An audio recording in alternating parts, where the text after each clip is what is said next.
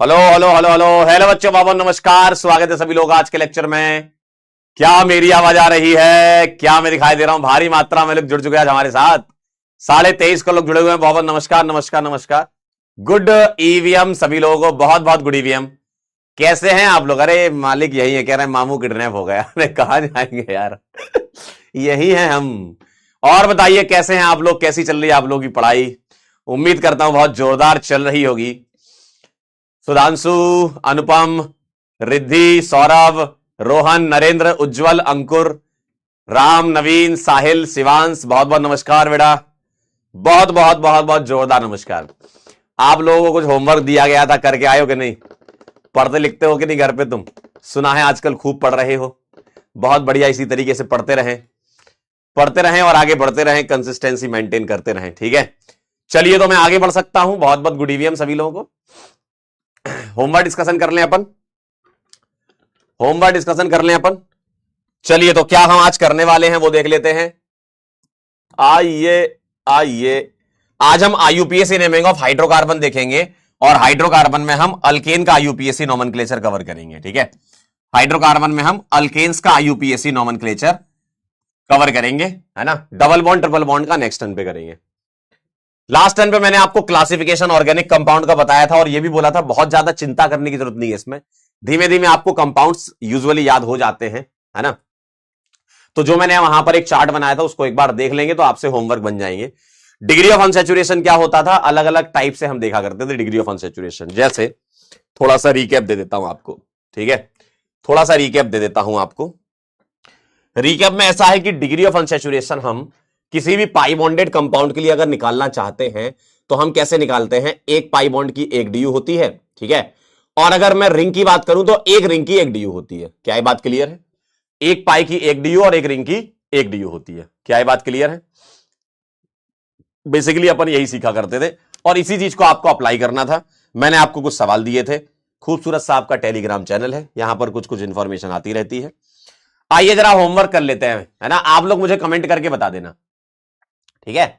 आप लोग मुझे कमेंट करके बता देना क्या आपका आंसर आया। बताइए होमोसाइक्लिक कंपाउंड क्या होता है? बताओ। होमोसाइक्लिक का मतलब रिंग में सारे कार्बन हो। रिंग में सारे कार्बन हो तो क्या कहलाएगा? होमोसाइक्लिक। आइए जरा, अगर मैं आपसे कहूं, यहां पर ध्यान से देखो, यहां तुम्हें जो रिंग दिख रही है इसमें नाइट्रोजन आ गया है। रिंग में नाइट्रोजन आ गया तो ये हेट्रोसाइक्लिक होगा, ठीक है। अब इसमें यह मत कहना कि सर पास वाली रिंग तो होमोसाइक्लिक है। हमें ओवरऑल कंपाउंड चेक करना है। एक होमोसाइक्लिक है, एक हेट्रोसाइक्लिक है, तो वो हेट्रोसाइक्लिक कंपाउंड में काउंट हो जाएगा। होमोसाइक्लिक तब होता जब दोनों ही सेम, मतलब दोनों ही कार्बन कार्बन कंटेनिंग रिंग होती तब, ठीक है। तो मैं पहले वाले को हेट्रोसाइक्लिक कह सकता हूं, ठीक है। सर यहां ऑक्सीजन आ गया, ये हेट्रोसाइक्लिक है। ये एन आ गया, ये हेट्रोसाइक्लिक है। यहां देखें ऑक्सीजन रिंग के बाहर है। जमाने से मतलब नहीं है, मुझे खुद से मतलब है। जमाने से मतलब नहीं है कि बाहर क्या चल रहा है। रिंग के अंदर क्या है? कार्बन ही कार्बन है, ठीक है। तो इसका आंसर क्या आ जाएगा? चेन्नई। मेरे ख्याल से सभी लोगों ने सही किया है। वेरी गुड, बहुत बढ़िया, वेरी गुड। वाह वाह वाह, क्या बात है, आजकल जोरदार पढ़ रहे हैं। आइए जरा अगला सवाल देखिए। Homocyclic compounds contain only carbon atoms in the ring. सही बात है, होमोसाइक्लिक में सिर्फ कार्बन ही कार्बन होते हैं। जी हां। अगला पढ़े, heterocyclic compound contain at least one carbon, sorry one atom other than carbon in the ring. सही बात है, कार्बन के अलावा कोई और एटम अगर रिंग में प्रेजेंट हो तो यूजुअली क्या प्रेजेंट होता है? नाइट्रोजन, ऑक्सीजन, सल्फर, ये सब, है ना। बेंजीन और नेफ्थलीन एग्जाम्पल एरोमेटिक के हैं। ये मैंने लास्ट टर्न पे आपको लिखाए भी थे। अभी आप ध्यान रखिएगा, स्लोली स्लोली आपको ये याद हो जाते हैं। इसको बेंजीन कहते हैं और इसको नेफ्थलीन कहते हैं ना। इसका नाम बेंजीन है, क्या नाम है? बहन जी। और इसका नाम है नप्थलीन, ठीक है। तो एक बेंजीन है, एक नेफ्थलीन है। और बताओ अगला देखो, साइक्लोहेक्सेन की बात करूं तो ये एरोमेटिक कंपाउंड नहीं होता। बेंजीन और उसके डेरिवेटिव एरोमेटिक कंपाउंड कहलाते हैं। तो साइक्लोहेक्सेन को तुम एलिसाइक्लिक कह सकते हो, है ना, या कार्बोसाइक्लिक कह सकते हो। तो ये गलत है, ये सही है। यानी कि 1 2 3 ए आंसर आएगा। बताइए जरा, ए आंसर आएगा। साइक्लोहेक्सेन जो है उसमें रिंग नहीं है बेटा। रिंग होती तो एरोमेटिक कहलाता, क्योंकि रिंग होती तो वो बेंजीन बन जाता, ठीक है। तो अभी इसको थोड़ा ध्यान रखने वाली बात है कि साइक्लोहेक्सेन जो है उसमें कोई भी रिंग नहीं होती तो एरोमेटिक नहीं होता है वो। बेंजीन और उसके डेरिवेटिव एरोमेटिक कंपाउंड कहलाते हैं, मतलब बेंजीन, नेप्थलीन, इस तरीके से। ठीक है, अगला बताएं, कैलकुलेट द ड्यू। आप लोगों ने इन सब की ड्यू निकाली, सिंपल फॉर्मूले बेस्ड हैं। आइए जरा फॉर्मूला लगाइए एकदम झमाझम। C+1 minus H plus X minus N by two. ठीक है, ये आ गया 8 और 1 9, और 8 तो 10 बाई 2 कितना होता है 5, 9 में से 5 गया 4। क्या 4 आंसर आया? चलिए वेरी गुड। अगला इसका ड्यू निकालेंगे, C+1 यानी कि 8+1 minus H plus X minus N by two. ठीक है, ना तो इसमें एक्स है ना ही एन है, ऑक्सीजन आता नहीं है ड्यू में, है ना। तो 9 माइनस ये हो गया 5, इसका भी 4 आया क्या? चेक करते जाना, 4 आया क्या? अगला देखो, due is equal to C+1 यानी कि 13+1 माइनस एच कितने हैं 9, एक्स कितने हैं 1। सल्फर ऑक्सीजन का बड़ा भाई है, ऑक्सीजन नहीं आता तो सल्फर भी नहीं आता। सल्फर कहता मेरे छोटे भाई के साथ सब लोगों ने ऐसा किया, अब मैं भी नहीं आऊंगा। ठीक है, तो ये आ गया 14 माइनस ये हो गया 10/2 5, और ये हो गया 9। चेक कर लें जरा, 9 आ रहा है। चलिए वेरी गुड, सही दिख रहे हैं मुझे आंसर आपके। डी यू इसका निकालें, 12+1 माइनस 16+0 माइनस 2/2, यानी कि ये आ गया 13 माइनस 16 माइनस 2 क्या होता है? बचपन से 14 सुना है मैंने, ठीक है आपने भी सुना है। 14/2 7, और 7 और 6 13 होता है। क्या ये बात क्लियर है? क्या ये बात क्लियर है? वेरी नाइस, बहुत बढ़िया, क्या बात है। 4496, गजब, ओटीपी आ गया ये तो। क्या है आज का ओटीपी? 4496। ठीक है, चले आगे, अगला सवाल देखिएगा। यहां करेंगे ड्यू निकालेंगे, C+1 यानी कि 10+1 माइनस 20 प्लस एक्स एक भी नहीं है, एन एक भी नहीं है, ऑक्सीजन का कोई काम नहीं है, यानी कि 11 माइनस ये हो गया 10, और ये आ गया 1। 1 आएगा भाई। ठीक है, आइए इसका ओटीपी बताना क्या है। इसका ओटीपी क्या है? इधर ड्यू निकालेंगे, क्या आएगा? C+1 माइनस, सिंपल एकदम, H plus X minus N by two, और ये हो गया 7 माइनस 9 में से गया 8/2 4, और 7 माइनस 4 हो गया 3। ठीक है, अगला देखिए, अगर डी यू इसका निकालेंगे, 7+1 माइनस 14+2 माइनस 0/2, यानी कि 16/2 8 हो गया, 8 माइनस 8 इज इक्वल टू 0।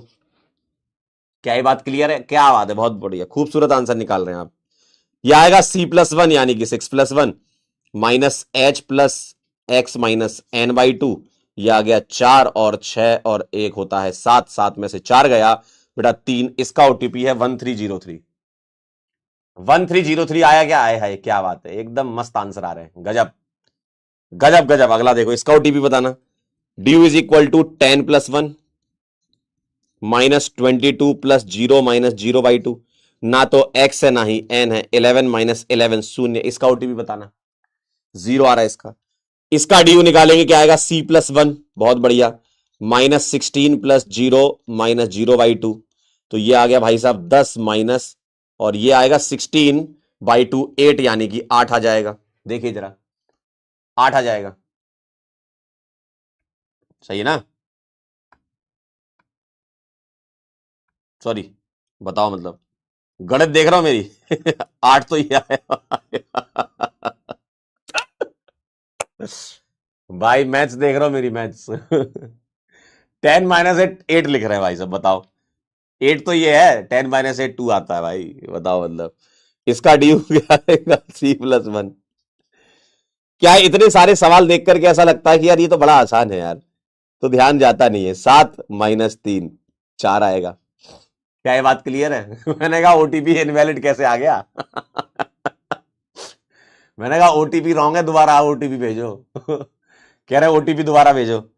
तो 024, अगला ड्यू निकालेंगे, तो ये आएगा C+1 यानी कि 9+1 minus 15 plus 0x minus n, एक है, डिवाइड बाई 2, ऑक्सीजन का कोई काम नहीं है, तो 9 और 1 10 माइनस 15 माइनस 1 14/2 7, और 10 - 7 3। बताइए ओटीपी क्या है? 0243। पहला ओटीपी इनवैलिड आ गया था। चलिए अगला सवाल देखिए, इसमें ड्यू निकालनी है, पाई बॉन्ड काउंट कर लीजिए, रिंग काउंट कर लीजिए। तो यहां रिंग तो दिख नहीं रही, पाई काउंट कर लो, 1 2 3 4 5 6, तो आंसर आ गया 6। स्ट्रक्चर वाले सवाल देखने में बड़े लगते हैं लेकिन होते आसान है ना? स्ट्रक्चर वाले सवाल देखने में बड़े लगते हैं, होते आसान है। बताइए जरा, क्या आपका आंसर 6 आया? चेक कर लें और बताएं मुझे, चेक कर लें और मुझे सूचित करें। बताइए, बोलिए भाई, चेक कर लें, सूचित करें। अगला करें, नेक्स्ट करते, नेक्स्ट। आसान थे सवाल एकदम, है ना, टॉपिक ही आसान है, क्या करें अब। एक एक ये है ना, सब में ड्यू चाहिए थी ना, एक इसमें एक इसमें, 1 2 3 इसमें। देखिए, एक पाई एक पाई एक रिंग, 3 हो गई, एक रिंग एक पाई 2 इसमें, और एक इसमें पाई एक इसमें पाई 2 इसमें। वाह वाह वाह, क्या बात है, कर लिए होंगे आपने, वेरी गुड। अगला, इसमें ड्यू निकाले तो ध्यान से देखो, सीओएच जो होता है ना, सीओओएच, अगर आपने कभी सीओएच को देखा हो तो ये ऐसा दिखता है। कहता है मालिक हमारी ड्यू 1 है, तो इधर एक इधर एक, यानी कि टोटल ड्यू इसकी 2 आ जाएगी, है ना। इसका एक रिंग है तो 1 आ जाएगी, इसमें 1 2 और 3 आ जाएगी इसका, ठीक है। ये नाम याद नहीं करने, है ना, ये नाम याद नहीं करने, उसका नाम दिया हुआ है। सर यहां 1 पाई 2 पाई 3 पाई करेंगे, 4 ये हो गई, 5। चेक कर लें जरा, 2135। क्या आपका आंसर 2135 आया? बोलो भाई, 2135, बहुत बढ़िया। देव, आयुष, कार्तिक, आर्यन, वेरी नाइस।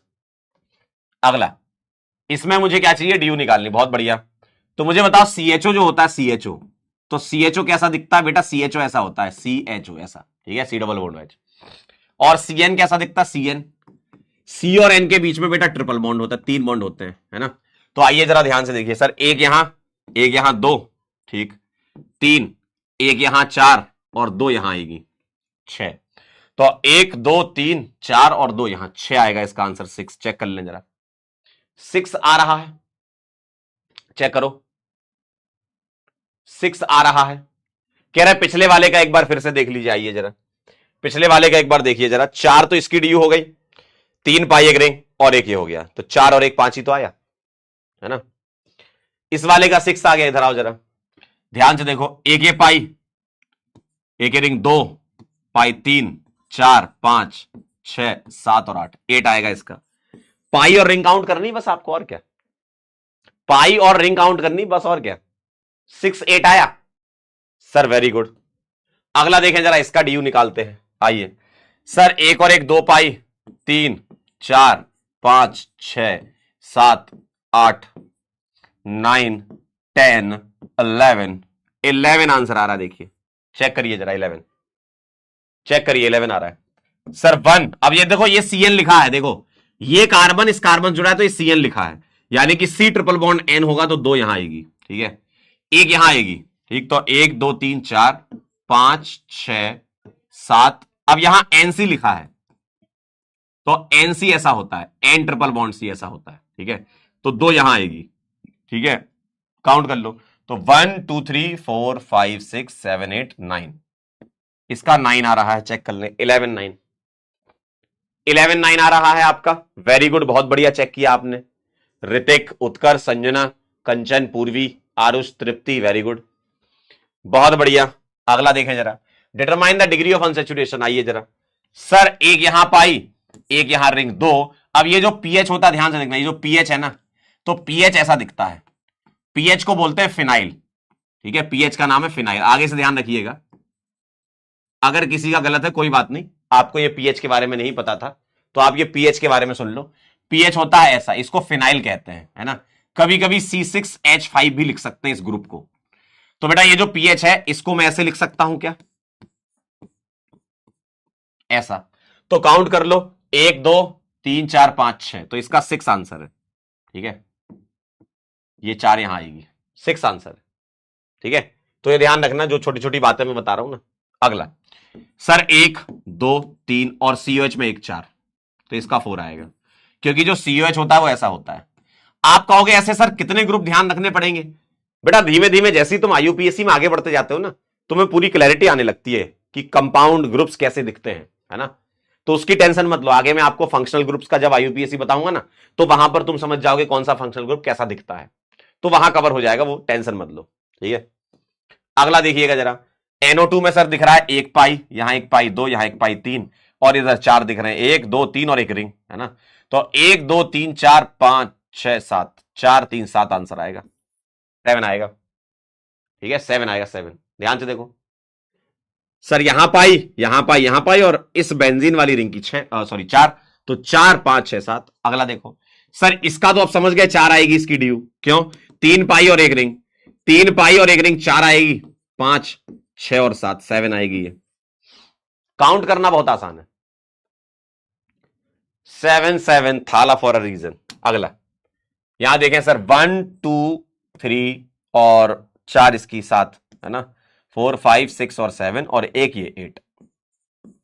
इधर आइए सर, 1 2 3 4 5 6 7 8,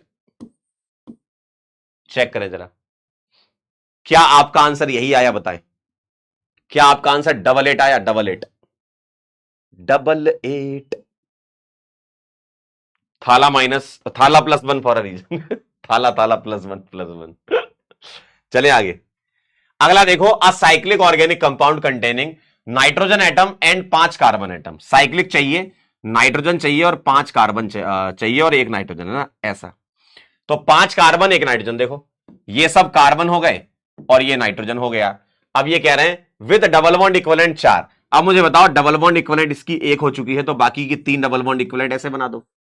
सर आप लगातार क्यों नहीं बना रहे हो? लगातार बनाने में एक समस्या है।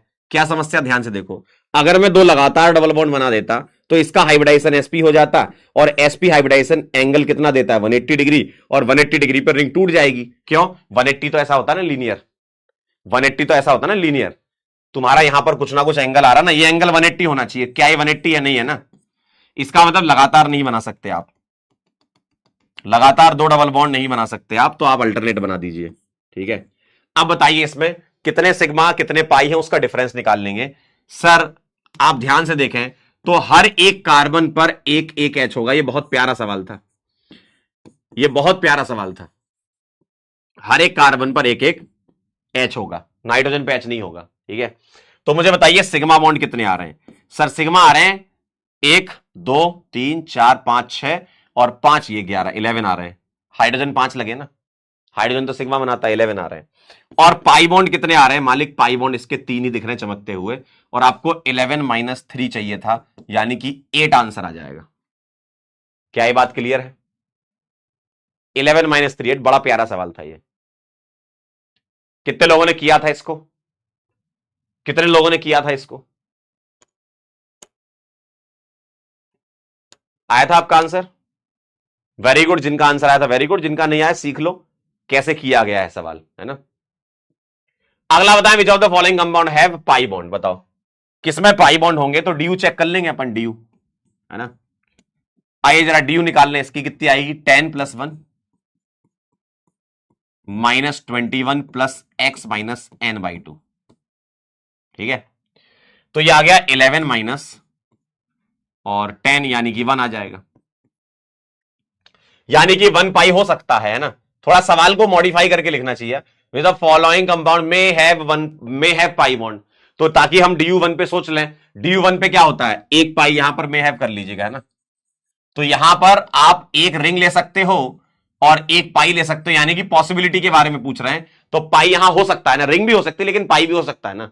ठीक है, अगला देखिए, C20H40 का DU निकालेंगे इसका अपन, तो 20 + 1 -40 + 2 -0/2, यानी कि 42/2 21 हो गया, 21 - 21 यानी कि 0, यानी कि इसमें तो कोई पाई हो ही नहीं सकता, है ना, कोई पाई हो ही नहीं सकता।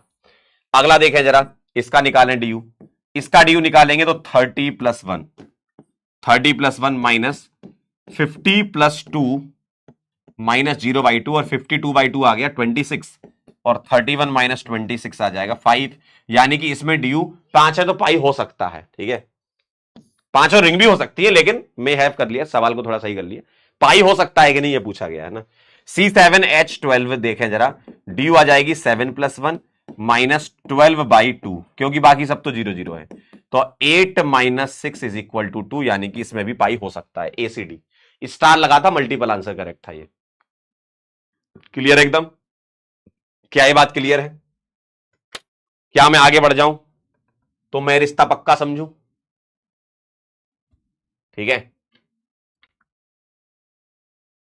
डन। अगला देखें, विच of the following compound has DU3, बताइए DU3 किसकी है, निकाल लेते हैं। बेटा ये सब ट्राई करके आना था आपको, है ना, यहां थोड़ी सॉल्व करना था, ये यहां थोड़ी आपको सॉल्व करना था। होमवर्क में तो समझते क्या होता है, घर पे ट्राई करके आना था और जहां गलती हुई थी उसको तुरंत सही करना था कि अच्छा ये गलती हो गई मेरे से। तो C+1 माइनस 8/2 यानी कि 7 माइनस 4 यानी कि कितना आ गया 3। 7 माइनस 4 यानी कि 3, DU3 एक ही आ गई, बाकी चेक कर लो। इसका निकालेंगे 7 + 1 माइनस 8/2 यानी कि ये आ जाएगा आपका 8 माइनस 4 यानी कि 4। इसका निकालेंगे भाई साहब C+1 minus H+X minus N/2 यानी कि आ जाएगा 6 माइनस 2 यानी कि 4, है ना। अगला देखो, इसका निकालेंगे C+1 minus H+X minus N/2 और 2/2 1 होता है और 4 और 1 5 माइनस 1 4। तो 3 DU तो पहले वाले की आ रही है। ए आया था आपका आंसर, बिल्कुल सही कह रहे हैं, वही कर रहे हैं सर। हाँ बिल्कुल यही करना है आपको, है ना, जहां आपसे मिस्टेक हुई है उसको सही कर लो बस, है ना। चलिए, a compound has the formula C4H9Br which of the following statement are true in DU। आओ मैं इसका DU निकालूंगा।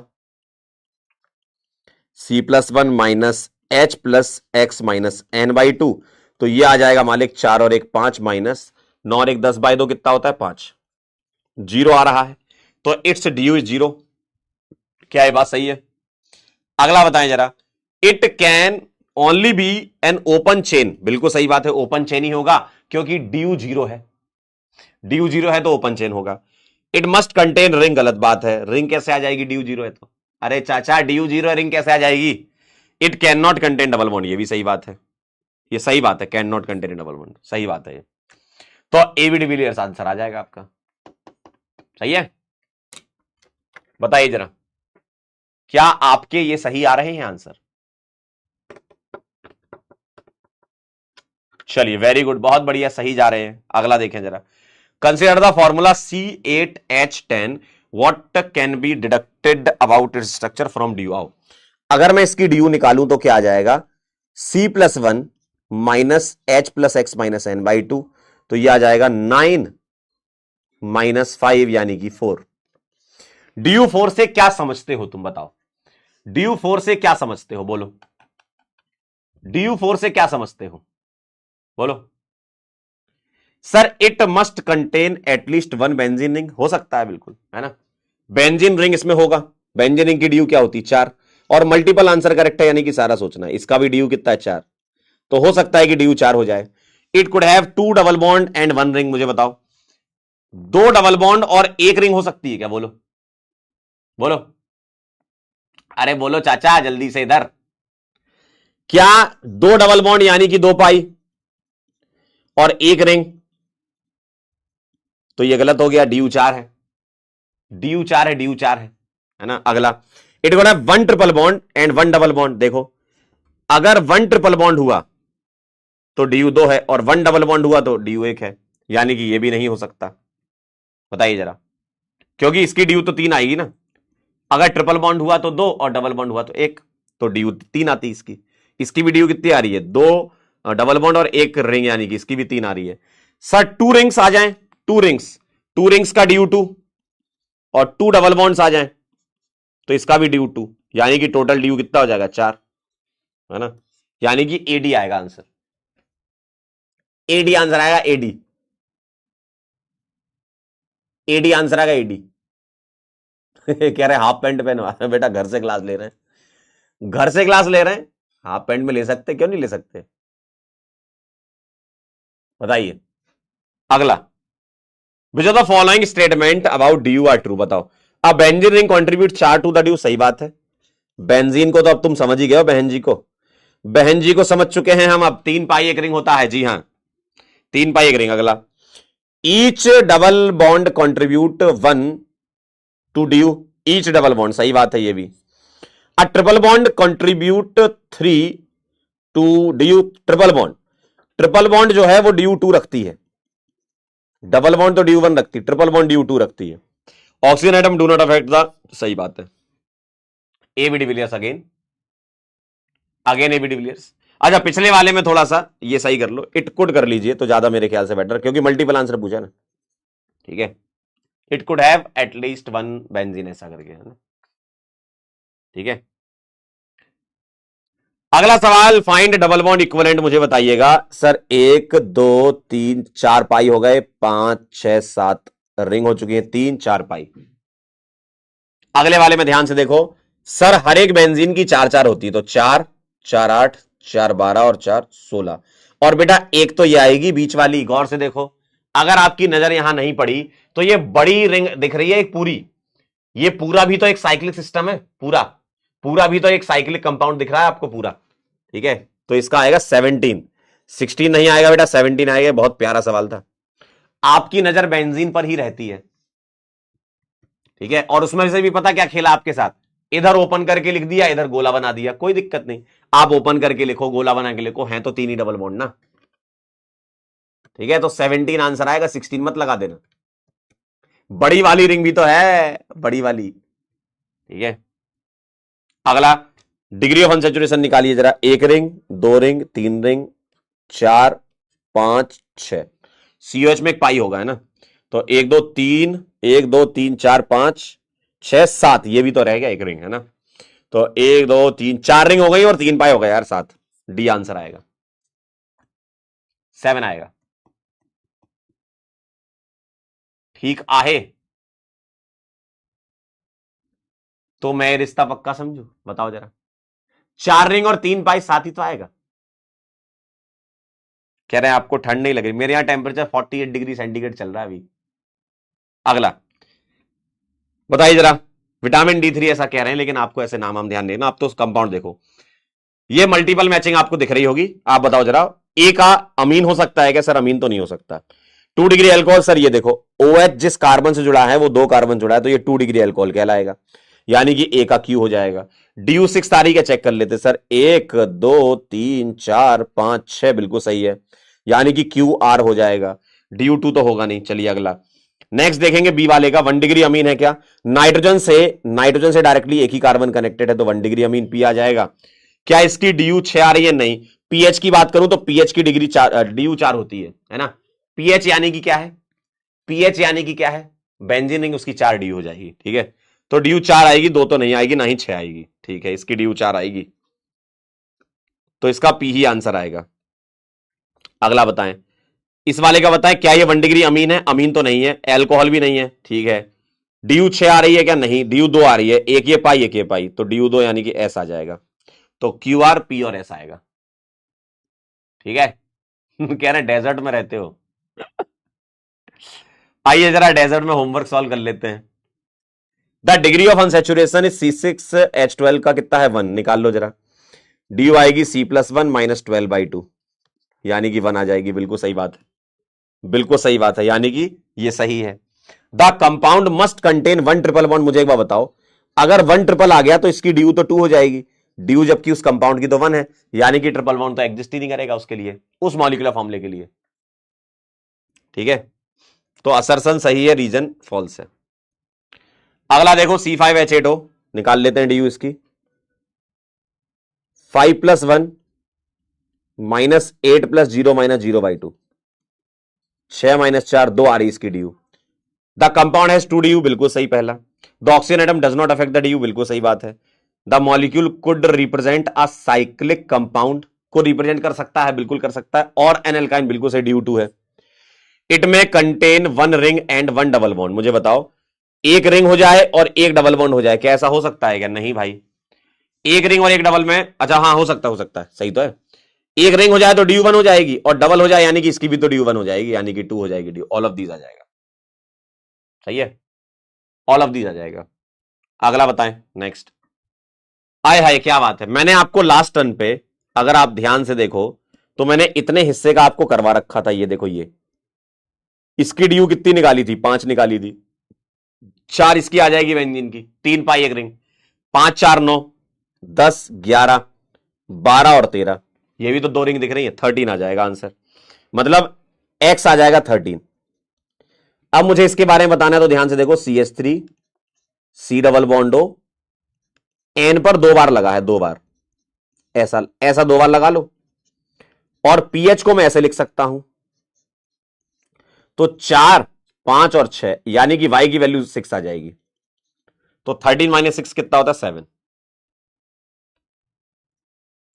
बताइए, 7 आ जाएगा आंसर आपका। बहुत बढ़िया, वेरी नाइस, वाह वाह वाह।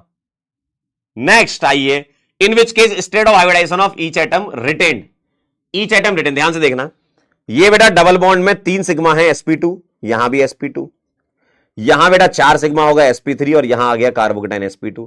तो क्या सबका हाइब्रिडाइजेशन रिटेन हुआ? नहीं हुआ, sp3 भी तो आ गया है ना, यानी कि ये गलत है। यहां देखें जरा, यहां रिंग वालों को मत देखो, क्योंकि रिंग में तो सारे sp3 हैं, है ना। अगर तुम रिंग देखना चाहते हो ना, तो रिंग में तो सारे sp3 आ रहे हैं, देखो ये सारे sp3 आ रहे हैं, ये ठीक है। ये कार्बन देखो, ये sp2 है, ठीक है, कार्बन, यहां भी sp2 है। सर ऐसा कैसे पता चला? सी डबल बॉन्ड O होगा ना, तो 3 सिग्मा बन रहे होंगे। सर ये नाइट्रोजन भी sp2 है यहां पर, लेकिन यहां ये sp3 हो गया। सर कैसे पता चला? ध्यान से देखो जरा, मुझे क्या बताओ, इस नाइट्रोजन का लोन पेयर रेजोनेंस में पार्टिसिपेट कर रहा है, तो इसके लिए 3 सिग्मा काउंट होंगे, और ये 3 सिग्मा यानी कि ये भी आपका 3 सिग्मा काउंट कर रहा होगा। क्या ये बात क्लियर है? लेकिन जैसे ही मैंने H+ के साथ इसकी रिएक्शन करा दी और ये बना दिया, वैसे भी रिएक्शन करके तो तुम्हें बना ही हुआ है। अब देखो जरा, ये 4 सिग्मा हो गए और ये 3 ही सिग्मा है, तो अब ये क्या हो गया? sp3 हो गया, ये sp2 का sp2 ही रहेगा। तो कह रहा है हर एक एटम का रिटेन होना चाहिए, जबकि यहां रिटेन नहीं है। क्यों? नाइट्रोजन, कार्बन का तो चलो रिटेन है, लेकिन नाइट्रोजन का रिटेन नहीं है, ठीक है। अगला देखें जरा, यहां sp, यहां sp, और यहां देखें, यहां sp और यहां भी तो sp आएगा। क्यों? एक लोन पेयर होगा इसके पास, तो इसका रिटेन है, यानी कि सी आंसर आ जाएगा। क्लियर है? हर एक एटम का रिटेन पूछा गया है। क्लियर है? चलिए अगला देखिए जरा, नेक्स्ट देखिए, the number of sp2 carbon atoms. बताइए, number of sp2 carbon atoms चाहिए मुझे। ध्यान से देखो, ये वाला कार्बन, यहां एक H भी होगा, तो ये 3 सिग्मा रख रहा है, तो ये sp2 होगा। सही बात है। यहां एक H होगा, ये भी sp2 हो जाएगा, 3 सिग्मा। यानी कि मैं ऐसा लिख दूं क्या, ये sp2, ये वाला भी sp2, 3 सिग्मा मिलेंगे, एक H भी होगा, यहां 3 सिग्मा sp2, और इसके सारे कार्बन sp2 होंगे, बेंजीन वाले, ये बेंजीन वाला हिस्सा सारे कार्बन sp2 रखेगा। तो 6 तो ये हो गए सीधे सीधे बेंजीन वाले, एक ये हो गया 7, एक ये हो गया 8, 6 7 8 9 10 11 आएगा, 11 आंसर आएगा। बताइए, 11 आंसर आ रहा है। बेंजीन वाले सारे sp2 होंगे, और आप चेक कर लो बाकी सिग्मा बॉन्ड्स, यहां इधर देखोगे एक H होगा तो 3 सिग्मा, इधर देखोगे 2 H होंगे तो 3 सिग्मा। ठीक आहे? और बताओ, और बताओ कैसे हो, कैसे हो बेटा? ये सब सवाल करने थे। आपने पहले दिन ही हमसे बात की थी कि मेरा सिलेक्शन होगा, ऐसे थोड़ी होता है सिलेक्शन है। अगर तुम इतने सवाल नहीं कर पा रहे हो तो तुम छोड़ दो जो तुम करना चाह रहे हो, क्योंकि ये चीज ना बहुत मेहनत मांगती है बेटा। इतना हल्के में तैयारी मत लीजिए, पढ़िए मजे से, लेकिन दिमाग में अपना लक्ष्य रखिए कि जो भी काम हमारे पास आएगा वो हम करेंगे, चाहे कितना भी होमवर्क आ जाए, हमें करना है। ठीक है? तो ये चीज आपको बिल्कुल दिमाग में रखनी है कि मेहनत से कभी पीछे नहीं हटना है, इस साल और अगले साल, तभी आप क्लास 12th में जाकर के बहुत अच्छी रैंक के साथ सिलेक्ट होंगे, है ना। चलिए आइए जरा, क्योंकि हो सकता है लग रहा हो सर क्या है सवाल चल रहे हैं। बेटा थ्योरी ही पढ़ने से सिलेक्शन हो जाता तो मैं क्यों करवाता सवाल, मैं आपको थ्योरी पढ़ाता रहता, है ना। और टीचर सवाल क्यों करवाते, सभी टीचर ही थ्योरी पढ़ा रहे होते आपको। तो तुम्हें पेपर में क्या करना है, सवाल करना है ना। तो सवाल कैसे करोगे, जब तुम यहां सवाल करोगे, प्रैक्टिस में अच्छा खेलोगे तो पेपर में थोड़ा सा जल्दी अच्छा खेल लोगे। ठीक है? और केमिस्ट्री तो वैसे भी स्कोरिंग होती है, तुमने सुना ही है ना, नंबर एकदम दे के जाती है हाथों में chemistry. Choose the correct option बताइए जरा। All compound except third has same D U. आइए जरा, कह रहे हैं all compound except third has same D U. आइए, इसकी डी यू क्या है 1, इसकी डी यू 1, इसकी डी यू 4, इसकी डी यू 1 और इसकी 1, यानी कि एकदम सही बात है। Third has degree of unsaturation 4, बिल्कुल सही बात है, स्टार लगा, मल्टीपल आंसर करेक्ट है। There are only 2 compounds which contain only 2 degree carbon. बताइए, कह रहे हैं कि सिर्फ 2 ही कंपाउंड ऐसे हैं जिनमें 2 डिग्री कार्बन है। आओ जरा, सर यहां सारे कार्बन 2 डिग्री है, यहां भी 2 डिग्री है, यहां भी 2 डिग्री है, इधर भी ये सब 2 डिग्री दिख रहा है, यहां भी ये मुझे 2 डिग्री दिख रहा है, यानी कि 2 कंपाउंड तो नहीं है ना, सभी में ही ऐसा मिल रहा है, ठीक है। Among all compounds there are 4 homocyclic compounds. आइए जरा, 4 होमोसाइक्लिक है, ये सब कार्बन है, होमोसाइक्लिक है, बिल्कुल सही बात है। सारे रिंग के मेंबर कार्बन है, ये भी होमो है। सारे रिंग के मेंबर कार्बन है, ये भी होमो है। यहां नाइट्रोजन आ गया तो हेटेरो है, और ये भी आपका होमो है, सारे रिंग के कार्बन है। तो 1 2 3 4, यानी कि एकदम सही बात है, ए बी डी आंसर आएगा। ए बी डिविलियर्स आंसर आएगा। मालिक बताइए, क्या आपका आंसर ए बी डी आएगा? A B D. Very good, जिन लोगों ने सॉल्व किए हैं लगातार करते जा रहे हैं, वेरी गुड, वेरी नाइस। चलिए आइए अगला देखिए, था डबल बॉन्ड इक्विवेलेंट बताना है। सीएचओ में 1 आएगी, सीएन में ट्रिपल बॉन्ड होता है तो 2 आएगी, ठीक। 3 मतलब सॉरी 1 और 2 3 4 5 6 7 8 9 10 और 11 11 आएगा। 11 आंसर आएगा, काउंट कर लो। हर एक पाई की एक डीयू आएगी और हर एक रिंग की एक डीयू आएगी। क्लियर एकदम? 11 आ रहा है। चलिए वेरी गुड। अगला, the following compound have even number of DU. आओ जरा डीयू निकाल लो इसकी। 1 2 3 4 5 6 डीयू आ रही है इसकी, तो इवन नंबर होता है, बिल्कुल सही बात है। इधर आइए सर, इसकी डीयू आती है 5, ठीक है, ये क्यूबेन वाला कर चुके हैं।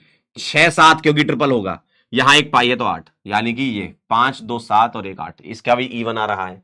स्टार लगा है, मल्टीपल आंसर करेक्ट है, ठीक है। अगला सर 1 2 3 4 5 6 सॉरी 7 आएगा इसका आंसर। ओह 4 5 6 7 7 आएगा, 7 आएगा, इसको हटा लो, 7 कर लो। यहां 1 पाई 2 पाई, ठीक है, एक रिंग एक रिंग एक पाई, 1 2 3 4 5, 5 आएगा इसका, 5 आएगा, 5, ठीक है। अगला देखिए, पीएच क्या होता है बेटा? पीएच होता है ऐसा। अब मुझे बताओ, पीएच की तो ड्यू 4 आ गई, बेंजीन वाली रिंग दिख गई, 4 5 6, ठीक है, यानी कि 4 इसकी 2 इधर, टोटल कितनी आ गई? 6। तो ये भी इवन, बी और डी आंसर आ रहा होगा आपका। बी एंड डी आंसर आ रहा है जी। आय हाय क्या बात है, बहुत बढ़िया। नेक्स्ट देखिएगा, degree of unsaturated following compound. आइए बेटा, ये गोलू का मतलब क्या हो गया? यहां 4 आ गई ड्यू, 3 अल्टरनेट पाई होंगे, एक रिंग, 4 हो गई है ना। इसकी 2 हो गई, क्यों? एक इसकी पाई की और एक रिंग की, है ना। 4 2 6 7 8 और 9, 9 आ जाएगा आंसर, सी आ जाएगा। सवाल तुम्हें कितना भी बड़ा दिया हो, बस काउंट करना है आंखों से देखकर। अगर तुमने इतने सवाल कर लिए, मैंने आपको इतने सवाल करवा दी, इतनी प्रैक्टिस करवा दी, कि अगर आप यहां तक आकर के भी सवाल गलत कर रहे हो, इसका मतलब है कि भाई साहब दिमाग कहीं और छोड़ के आओ तुम। इतने सारे सवाल करने के बाद अगर तुम ये सवाल सही कर दो, मजा आ जाए, ठीक है। कर देना चाहिए अब तक तो यार। How many of the following compound has double bond equivalent 4? आइए, डीयू 4 इनमें से किस किस की है? C6H5 का मतलब होता है ये C6H5, जो अभी मैंने आपको थोड़ी देर पहले भी बताया था। तो इसकी डीयू कितनी होती है? 4, यानी कि पहला आ गया। C6H5 होता है ये, और COH ये आ गया, तो इसकी डीयू कितनी आ गई? 4 इसकी, एक इसकी, 5 आ जाएगी, तो ये नहीं होगा। अगला देखिए सर, एक यहां और 2 यहां डीयू आएगी, ट्रिपल बॉन्ड होता है, 1 2 3 और एक यहां 4, इसकी डीयू 4 आएगी, ये हो गया। सर 1 2, एक पाई यहां एक पाई यहां, इसकी भी डीयू 4 आएगी, ये हो गया, ठीक। अगला देखें, C6H6 का मतलब है बेंजीन रिंग, ये रिंग हो गई, पूरी रिंग हो गई है ना, तो ये 4 हो गई, बिल्कुल सही बात है। पीएच पीएच यानी कि 4 4, मतलब ये पीएच ग्रुप होता है ये, है ना, और ये 4 और 4 ये 8 हो चुकी है, ठीक है। इधर आइए, एक ध्यान सुनिएगा, इस वाले को ध्यान से देखो। एक्चुअल में ये कंपाउंड पता कैसा है?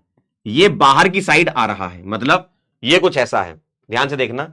ये वाला जो कार्बन है ऐसे आ रहा है, ये कार्बन बाहर आ रहा है, और फिर ये यहां जुड़ा हुआ है, इस जगह पे जुड़ा है ये कार्बन, और फिर अंदर जा रहा है, ठीक है। यानी कि ये जो है, ये आपका एक तरीके से नॉन प्लेनर कंपाउंड उन्होंने बना रखा है। यानी कि आप देखो, एक रिंग आपको ये दिखेगी, ठीक है, एक रिंग ये दिखेगी, और एक इधर से दिखेगी, देखो ये वाली एक रिंग इस तरफ से दिखेगी, है ना।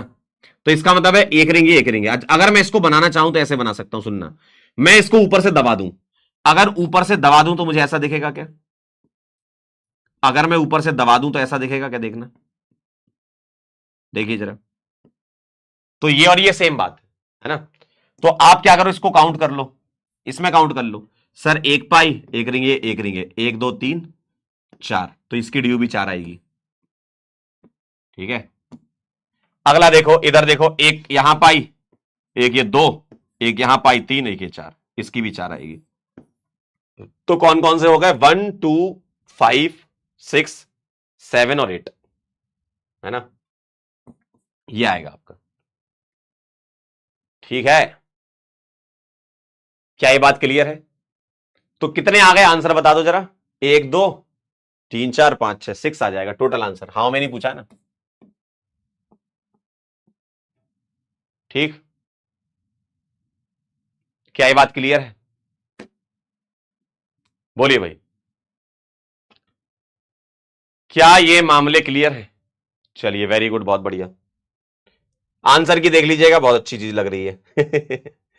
आओ भैया, क्या आया आंसर? आओ आओ आओ, केबीसीसी का आंसर तो बताओ, क्या आया? जनता फैली कि नहीं आज? आज जनता फैली कि नहीं बताओ? ये कंपाउंड है, ये कंटेन कर रहा है जी ग्रुप जो है वो CHO। ठीक है, तो आइए जरा बना देता हूं। एक कार्बन है, उस पर 4 ग्रुप लगे हैं और ये कह रहा है कि 4 CHO लगे हैं। देखिएगा, ध्यान से देखिएगा, क्या ऐसा लगा हुआ है ना? 4 ग्रुप लगा दिए इन्होंने CHO। अब क्या पूछा है आपसे? पाई अपॉन सिग्मा का रेशियो एक्स है। पाई अपॉन सिग्मा मतलब पाई बॉन्ड और सिग्मा बॉन्ड का रेशियो एक्स है। आइए, तो पाई बॉन्ड और सिग्मा बॉन्ड का रेशियो एक्स, तो पाई कितने हैं बताओ? Pi bonds, pi upon sigma का रेशियो होता है पाई बॉन्ड्स, तो 1 2 3 4 पाई है। ठीक है, सिग्मा बॉन्ड्स कितने हैं? सिग्मा बॉन्ड्स कितने? सिग्मा बॉन्ड्स 1 2 3 4 5 6 7 8 9 10 11 12 12, यानी कि पाई अपॉन सिग्मा का रेशियो आएगा 1/3 आ रहा है क्या? 4/12 1/3 आ रहा है क्या? बताइए। डेसिमल में आंसर आ रहा है तो पोल नहीं दे पाऊंगा मैं। ठीक है, डेसिमल में आ रहा है आंसर। पाई अपॉन सिग्मा है 1/3। ठीक है, अगला बताएं जरा।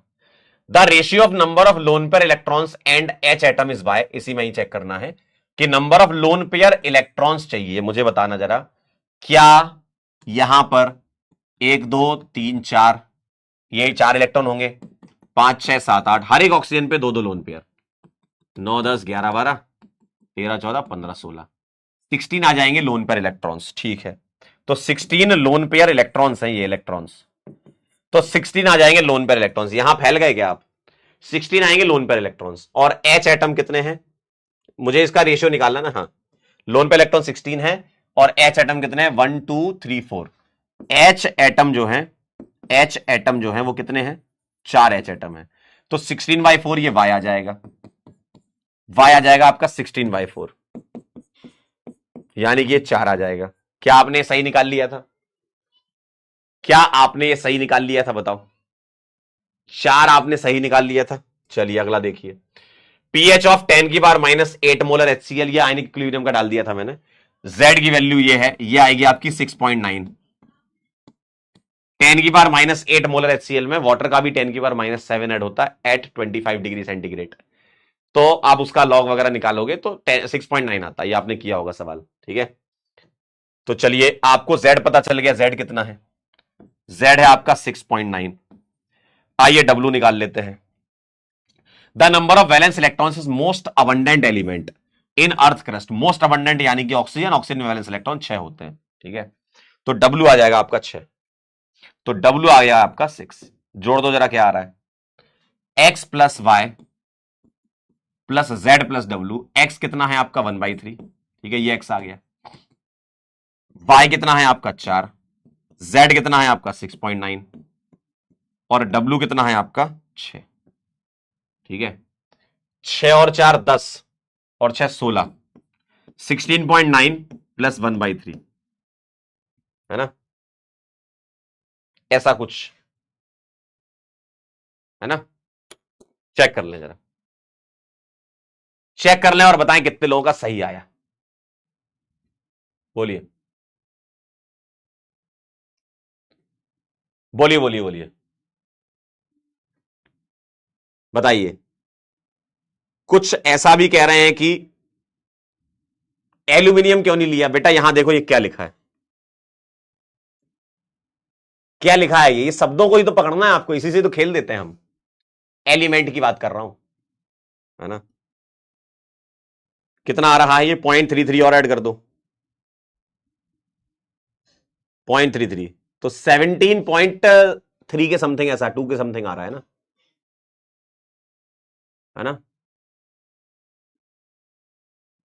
हो गया।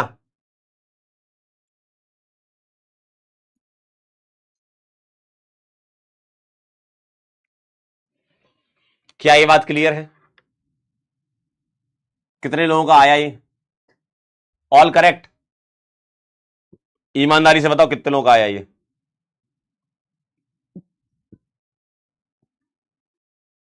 काफी लोगों का गलत हो गया, कोई बात नहीं, कोई बात नहीं, डन हो गया। चलें आगे। कोई बहुत टफ सवाल नहीं था, बस काफी सारी चीजें एक साथ पूछ ली गई थी। यही तो जे एडवांस में होता है, सवाल टफ थोड़ी आते हैं केमिस्ट्री के। केमिस्ट्री के सवाल टफ थोड़ी आते हैं कि जे एडवांस में, बस मल्टीपल कॉन्सेप्ट मिला जुला के पूछते हैं आपसे। चलें आगे। चलिए, तो आज का जो टॉपिक है हमारा बहुत आसान है, ठीक है, इसको हम कवर करना स्टार्ट कर देते हैं। अब आइए न्यू टॉपिक पे चलते हैं। तो आपके काफी बेसिक चीजें मैंने बता दी। अच्छा, मुझे एक चीज और बतानी थी आपको कि डी यू फ्रैक्शनल हो सकती कि नहीं, है ना, तो इस चीज को भी अपन लिखेंगे। क्या एक टॉपिक मुझे और बताना, फ्रैक्शनल डी यू। आप मेरे से पूछ रहे थे कि सर फ्रैक्शनल डी यू हो सकता है कि नहीं, तो आप पोपू बॉक्स बना करके लिख लेंगे, है ना, आप पोपू बॉक्स बना करके लिख लीजिए।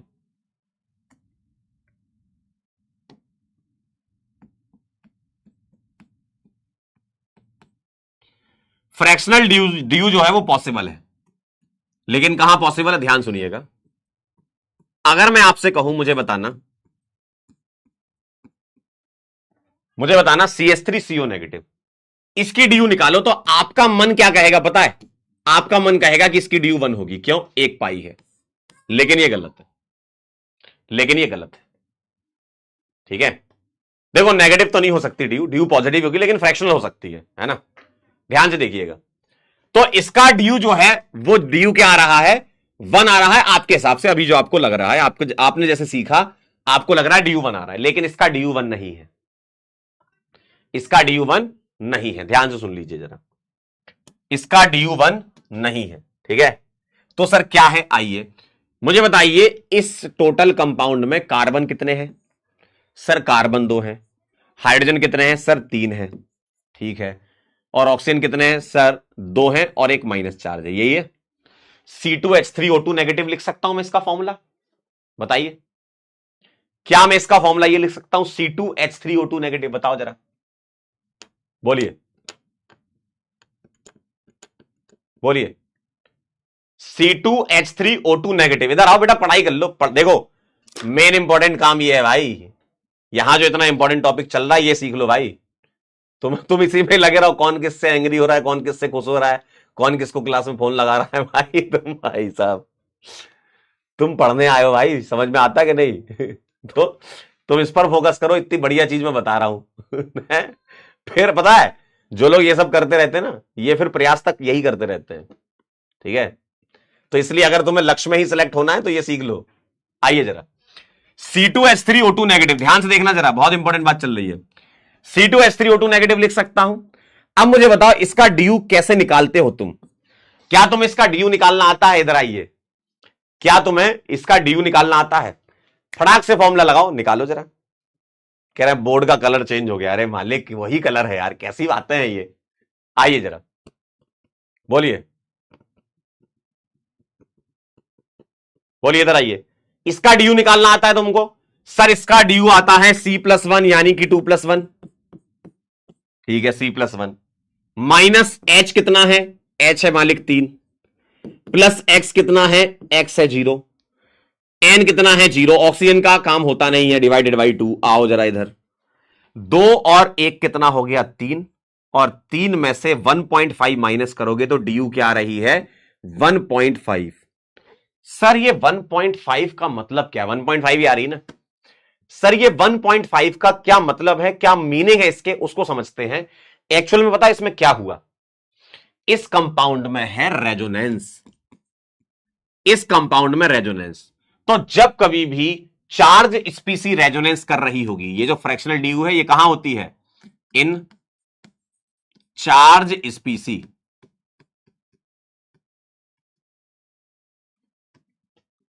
With resonance phenomena. अगर रेजोनेंस हो रहा होगा, चार्ज स्पीसी होगी तो ये काम होगा। ठीक है, रेजोनेंस हो रहा होगा, चार्ज स्पीसी होगी तो ये फिनोमिना होगा, तो इसकी ड्यू जो है वो फ्रैक्शनल आएगी। सर ऐसा कैसे कह सकते हो आप? क्या आप मुझे इसका रेजोनेटिंग स्ट्रक्चर बना के बता सकते हो? आप बोलोगे सर ये वाला पाई यहां कर दो, ऐसा खूब किया है आपने केमिकल बॉन्डिंग में, तो सर इसका रेजोनेटिंग स्ट्रक्चर ये बन जाएगा। अब इन दोनों स्ट्रक्चर से मिलाकर के अगर तुम हाइब्रिड बनाओगे, हाइब्रिड, तो हाइब्रिड क्या कहता है बताओ? इन दोनों से मिलाकर के अगर मैं हाइब्रिड बना दूं तो हाइब्रिड आपसे ये कहेगा, हाइब्रिड क्या कहेगा? हाइब्रिड ये कहेगा, देखो देखिए जरा, हाइब्रिड ये कहेगा, और एक ऑक्सीजन पर नेगेटिव, देखो एक नेगेटिव दोनों ऑक्सीजन पे जा रहा है, एक नेगेटिव दोनों ऑक्सीजन पे जा रहा है, तो -1/2 -1/2 ये क्या लगाया मैंने? ये लगाया मैंने रेजोनेंस हाइब्रिड। अब जरा मैं आपसे पूछूं कि मुझे बताओ हाइब्रिड, अब मैं अगर आपसे पूछूं मुझे बताओ कि सी डबल बॉन्डो देख लो, कोई भी एक देख लो, कोई भी एक सी डबल बॉन्डो देख लो, बताओ कोई भी एक सी डबल बॉन्डो देख लो, बताओ जरा, कोई भी एक सी डबल बॉन्डो देख लो और मुझे बताओ कि इसका कैरेक्टर कैसा कह सकता हूं, बताओ। ये डबल बॉन्ड और सिंगल बॉन्ड के बीच का है तो इसको क्या कहूंगा, बोलो? ये डबल बॉन्ड और सिंगल बॉन्ड के बीच का, इसको क्या कहूंगा? मैं इसको कहूंगा पार्शियल डबल। डबल और सिंगल के बीच का क्या कहूंगा? पार्शियल डबल कहूंगा। तो मुझे बताना जरा, मुझे बताना जरा, double bond, partial double bond और सिंगल बॉन्ड, क्या मैं इन तीनों में यह बोल सकता हूं कि इसकी ड्यू आपकी जो डबल बॉन्ड आ रहा है और जो सिंगल बॉन्ड आ रहा है इसके बीच की आ रही है? तो डबल और सिंगल के बीच की, मतलब डबल बॉन्ड और सिंगल बॉन्ड का बीच क्या होता है? 1.5 ही तो होता है। बताइए जरा, डबल और सिंगल के बीच क्या होता है? 1.5, मतलब 2, बॉन्ड ऑर्डर 2 और बॉन्ड ऑर्डर 1 के बीच का क्या है ना? बॉन्ड ऑर्डर 2 और बॉन्ड ऑर्डर 1 के बीच का क्या? Partial double. इसीलिए इसकी ड्यू फ्रैक्शनल में आ रही थी, जो कि फॉर्मूले से निकाली। तो सर क्या हमें हमेशा ऐसे ही सोचना होगा? ये तो कॉन्सेप्ट जब पढ़ते हो ना तब गहराई से सोचते हो, और वो गहराई तुमने समझ ली है ना? कॉन्सेप्ट पढ़ते हो तभी गहराई सोचते हो। मान लो मैं आपको सवाल दूंगा तो क्वेश्चन कैसे करोगे आप बताओ?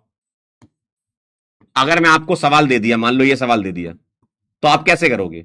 आपको ये पता है कि एक रिंग की एक ड्यू होती है, प्लस इतना हिस्सा रेजोनेंस कर रहा है तो 1.5 आएगी, यानी कि ओवरऑल 2.5 हो जाएगी। सिंपल सी बात है, सिंपल सी बात है। देखिए क्या ये बात क्लियर है? क्या ये बात क्लियर है? बताइए, कोई इसमें बड़ी बात है क्या? बताइए, बोलिए भाई, क्या ये बात क्लियर है?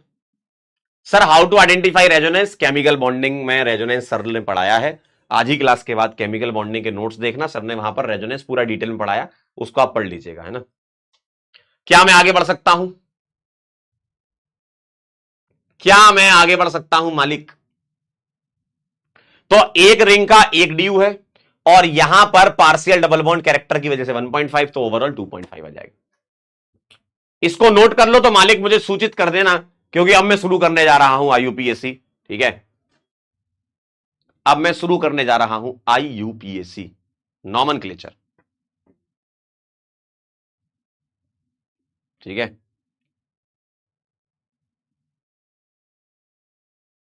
चलिए, वेरी नाइस, वेरी गुड।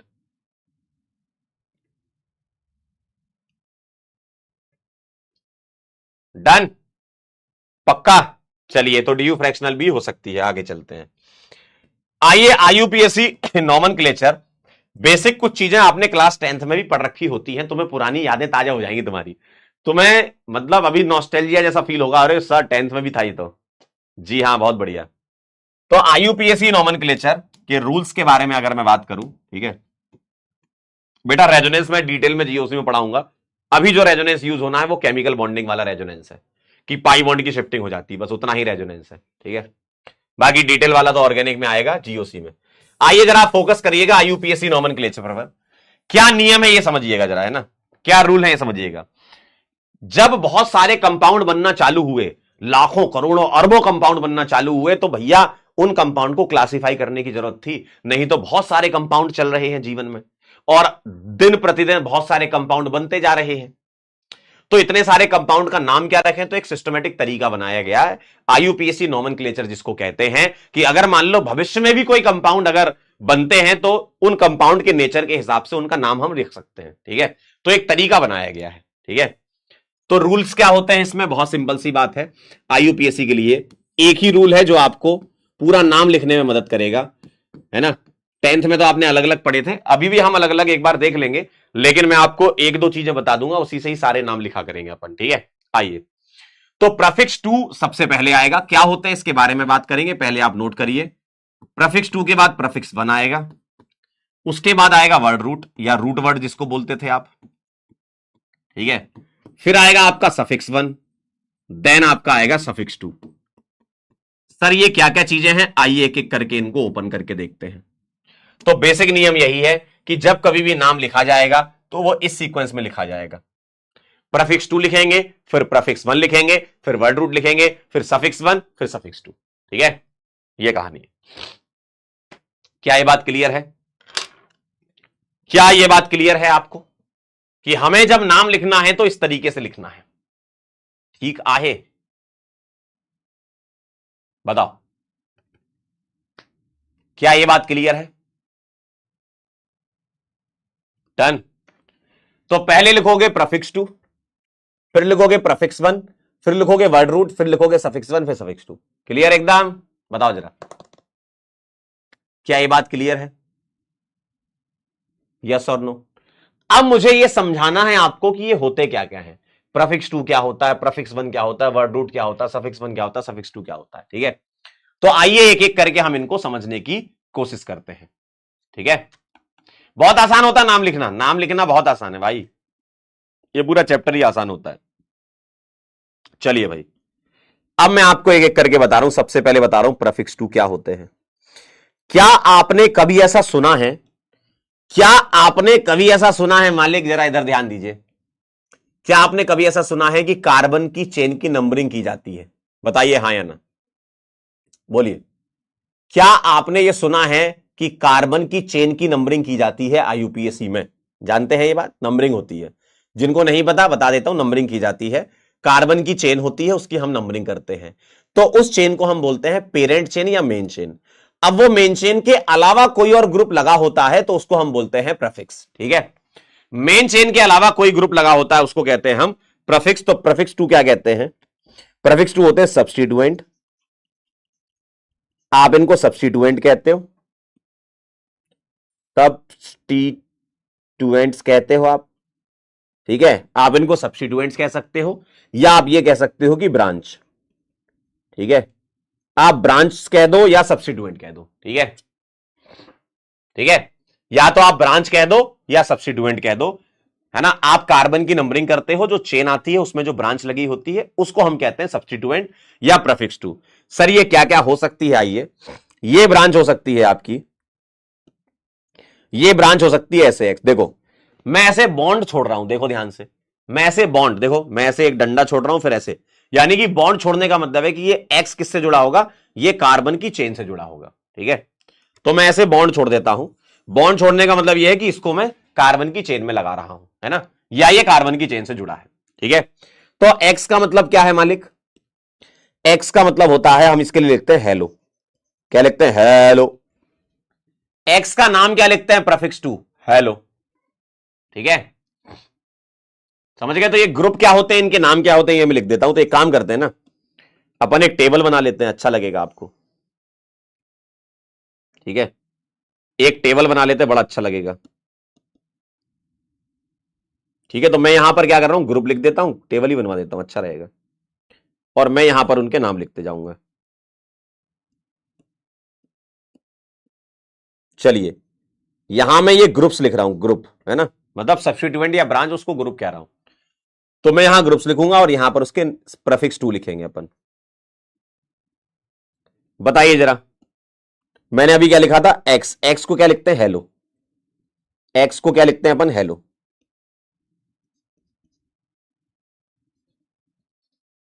ठीक है, सर एक्स में क्या क्या हो सकता है बताइए। सर एक्स में क्या क्या हो सकता है? एफ हो सकता है, सीएल हो सकता है, बीआर हो सकता है, आई हो सकता है। तो सर इनके नाम क्या लिखोगे? फ्लोरो और क्लोरो, बीआर हुआ तो ब्रोमो और आई हुआ तो आयोडो। क्या ये बात क्लियर है?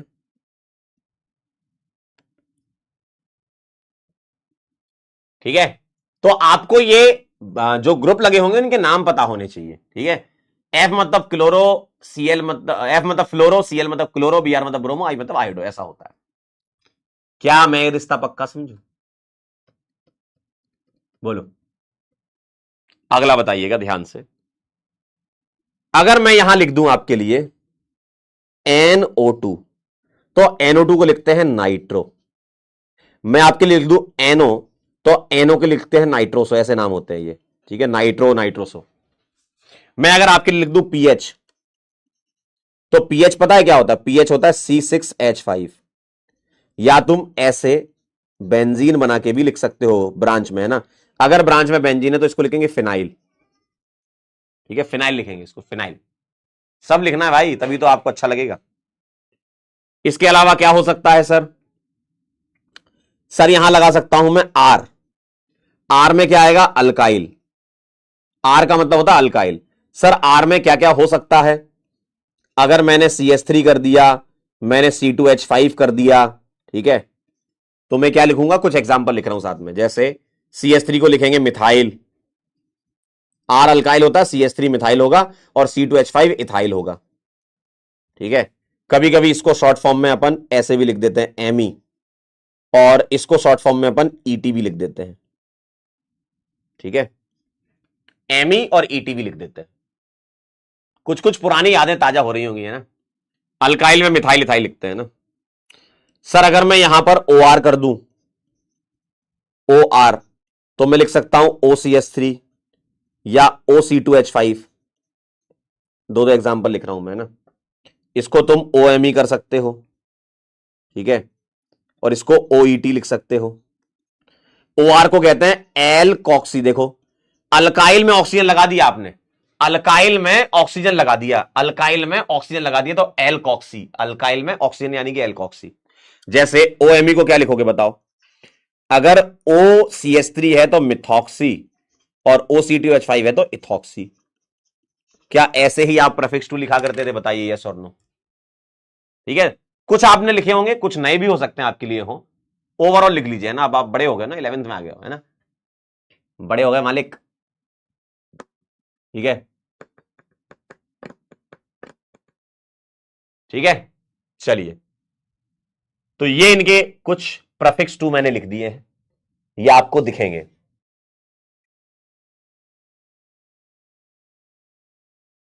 ठीक आहे।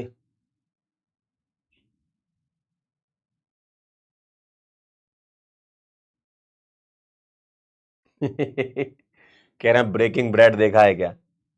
भैया यहां वाली ब्रेड ना निकल जाए आगे, ध्यान से, इधर इधर इधर, यहां वाली ब्रेड आगे ना निकल जाए मालिक।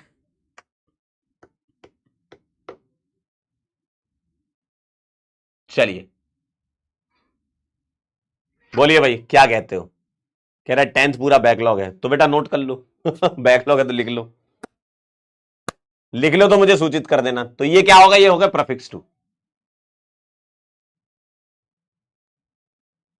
कह रहे रिश्ता पक्का, वेरी गुड। चलूं आगे बढ़ूं?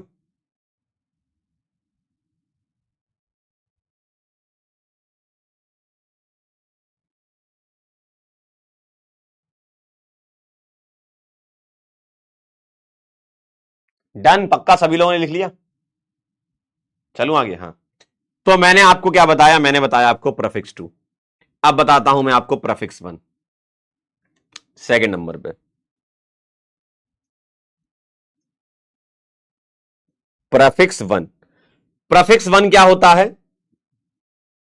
प्रीफिक्स वन होते हैं आपके,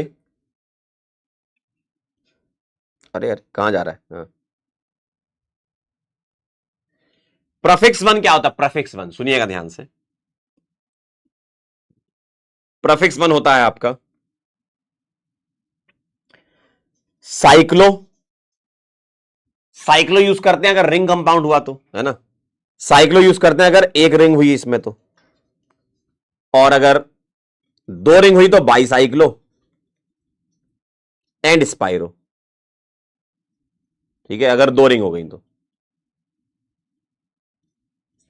तो एक रिंग हुई तो साइक्लो यूज करते हैं, दो रिंग हुई तो बाईसाइक्लो एंड स्पाइरो यूज करते हैं। कभी बाईसाइक्लो कभी स्पाइरो। सर ये होती क्या है?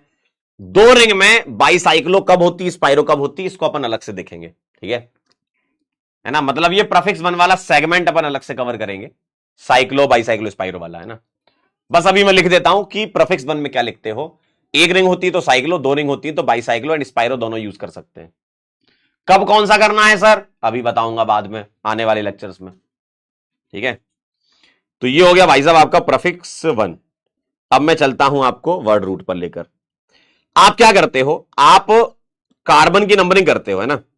कार्बन की नंबरिंग करी। अब कार्बन की नंबरिंग करके आपने पेरेंट चेन सेलेक्ट कर ली।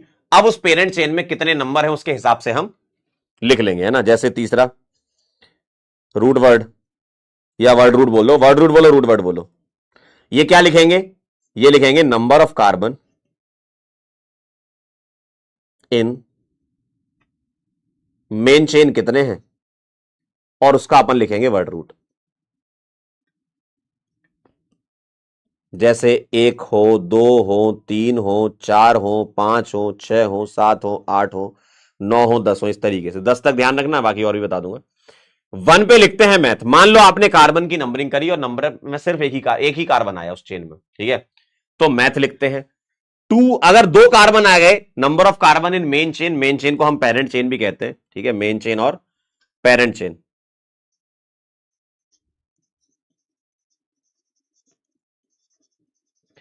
तो अगर मेन चेन या पेरेंट चेन में आपके दो कार्बन आए तो एथ लिखते हैं, तीन के लिए प्रॉप लिखते हैं, चार के लिए ब्यूट लिखते हैं, पांच के लिए पेंट लिखते हैं, छह के लिए हेक्स लिखते हैं, सात के लिए हेप्ट लिखते हैं, आठ के लिए ऑक्ट लिखते हैं, नौ के लिए नॉन, 10 के लिए डेक।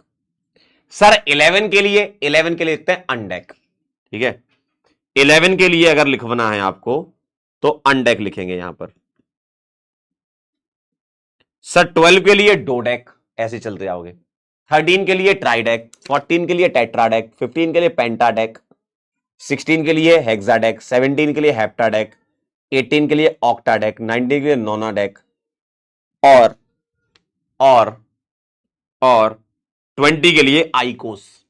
ठीक है, अगर आपको 20 लिखना है ना, आगे मैं कुछ लिख देता हूं, जैसे 20 इसके लिखते हैं आइकोस 20 के लिए। इसी तरीके से आगे बढ़ोगे, 30 के लिए try account, try account, 40 tetra account, है ना। ऐसे चलते चलते चलते जाओगे आप। 100 के लिए हैक्ट लिखते हैं, हैक्ट। ठीक है, जैसे आप चले गए ट्राई अकाउंट में, 30 वाला, अन ट्राई अकाउंट, दो ट्राई अकाउंट, इस तरीके चलता है। ठीक है,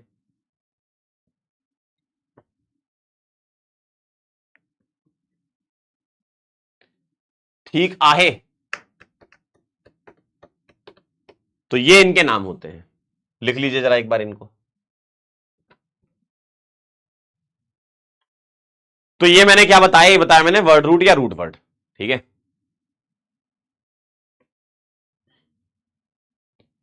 डन आहे। तो मैं रिश्ता पक्का समझू। चलो भैया नोट कर लो, आगे चले, नाम लिखें यार। ये तो सब तो बहुत आसान आसान चीजें हैं यार। एक को क्या लिखते हैं, दो को क्या लिखते हैं, ये सब बहुत आसान है। फटाफट से नोट करो। जानकारी है, बस ये पता होनी चाहिए। नाम लिखना सीख लो, कैसे लिखना है। ठीक है,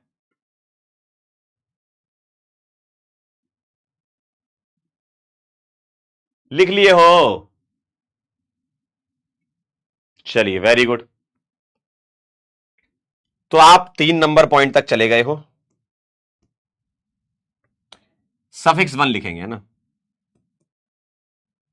4 नंबर पे। सफिक्स वन क्या होता है? सफिक्स वन होता है एन, इन और आइन।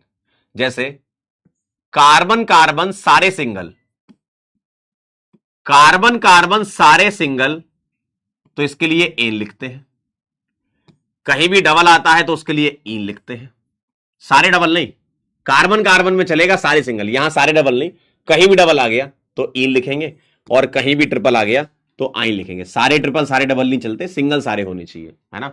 यानी कि अल्केन होगा तो सारे सिंगल होंगे ना, अल्कीन होगा तो कहीं डबल होगा कहीं सिंगल होगा, लेकिन डबल एक आध जगह ही होगा, या दो जगह हो सकता है, तीन जगह हो सकता है ना, सारे डबल तो नहीं है ना।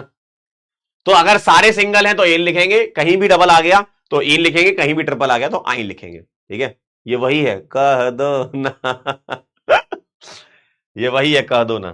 ठीक है, ये होते हैं आपके सफिक्स वन, और 5 नंबर पे चल रहा हूं मैं सफिक्स टू पर। सफिक्स टू पर, सफिक्स टू में आता है फंक्शनल ग्रुप्स। सर ये फंक्शनल ग्रुप्स क्या होते हैं? ऐसे ग्रुप्स जो केमिकल रिएक्शन के बारे में बताते हैं, है ना। तो फंक्शनल ग्रुप क्या होते हैं? ऐसे ग्रुप जो केमिकल कैरेक्टरिस्टिक या केमिकल रिएक्शंस के बारे में बताते हैं, उनको फंक्शनल ग्रुप कहते हैं। और ये हम सेपरेट पढ़ेंगे, ठीक है। सफिक्स टू वाला हम सेपरेट अलग से पढ़ेंगे। अभी मैं आपको सिर्फ अल्केन का बताऊंगा, ठीक है। इसको आने वाले लेक्चर्स में बताऊंगा कि फंक्शनल ग्रुप्स क्या क्या होते हैं, ठीक है। अभी बस लिख लीजिए कि सफिक्स टू में फंक्शनल ग्रुप होते हैं, ये क्या होते हैं अपकमिंग लेक्चर्स में आएगा, ठीक है। बहुत सारे फंक्शनल ग्रुप होते हैं, कार्बोक्सिलिक एसिड हो गया, एल्डिहाइड हो गया, कीटोन हो गया, अमीन हो गया, अमाइड हो गया, सल्फोनिक एसिड हो गया, बहुत सारे हैं इसमें, अल्कोहल हो गया। केमिकल कैरेक्टरिस्टिक को बताते हैं ये, मतलब केमिकल रिएक्शंस को डिटरमाइन करते हैं फंक्शनल ग्रुप्स, ठीक है। तो इनको अपन सेपरेटली पढ़ेंगे। क्लियर है? आगे चलूं, बताइए, लिख लिया हो तो बताओ, क्या मैं आगे बढ़ सकता हूं?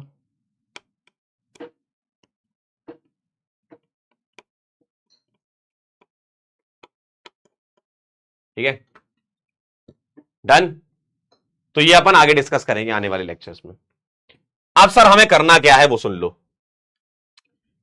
एक तो आपको ये रूल ध्यान रखना है कि कैसे लिखते हैं, prefix two, prefix one, word root, suffix one, suffix two, ठीक है। ये सारे मैंने आपको बता दिए हैं। अब आपको इसके अलावा क्या चेक करना है? अब आप जब कभी भी सवाल करें तो ये महा महा इंपॉर्टेंट है, ये है मालिक महा की पावर इंफिनिटी इंपॉर्टेंट। सारे सवाल इसी से होते हैं, सारे सवाल इसी से होते हैं, एक एक करके इन सबको समझेंगे। सारे सवाल इसी से होते हैं, एक एक करके इन सबको समझेंगे। सारे सवाल इसी से होते हैं, एक एक करके इन सबको समझेंगे। सारे सवाल इसी से होते हैं, ठीक है। पहली बात तो ये कि सर ये पीएफजी क्या है? पीएफजी होता है प्रिंसिपल फंक्शनल ग्रुप। सर ये क्या होते हैं? अभी मैंने कहा ये नेक्स्ट टर्न पे हम बातें करेंगे इसकी, प्रिंसिपल फंक्शनल ग्रुप्स, इसके बारे में हम नेक्स्ट टर्न पे बातें करेंगे। लेकिन कभी भी सवाल आ जाए सबसे पहले ये सोचना है, लेकिन आज मत सोचना, ये हम नेक्स्ट टर्न पे बात करेंगे।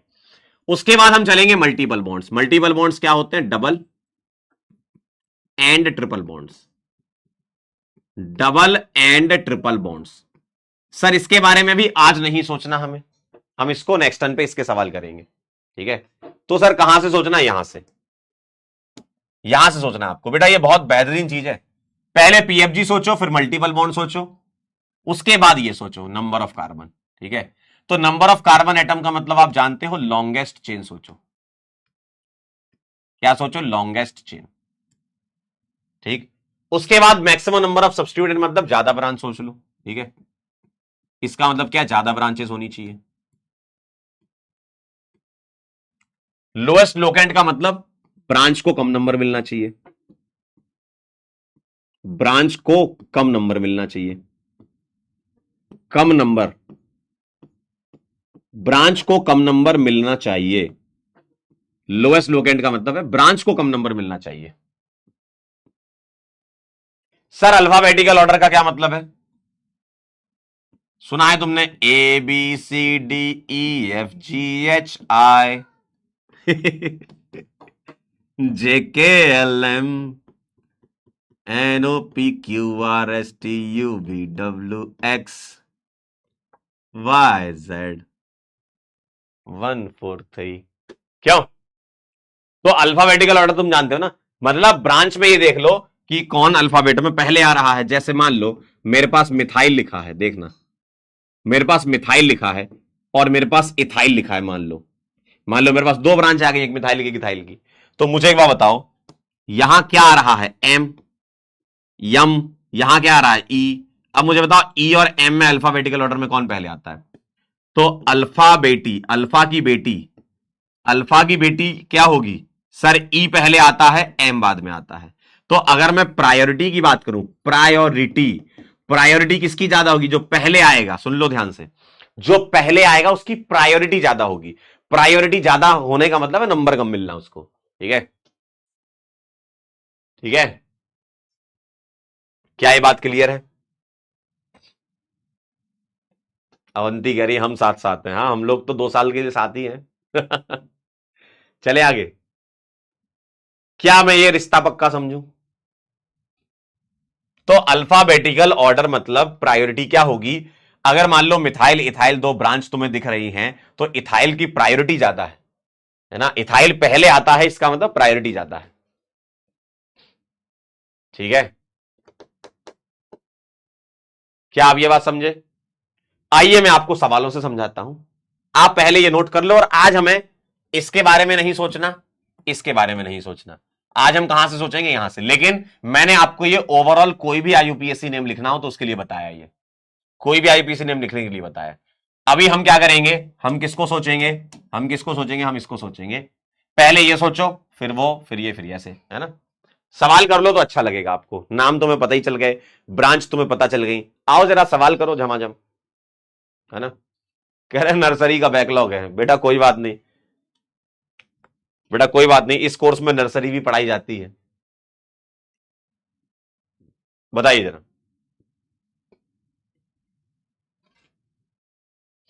डन?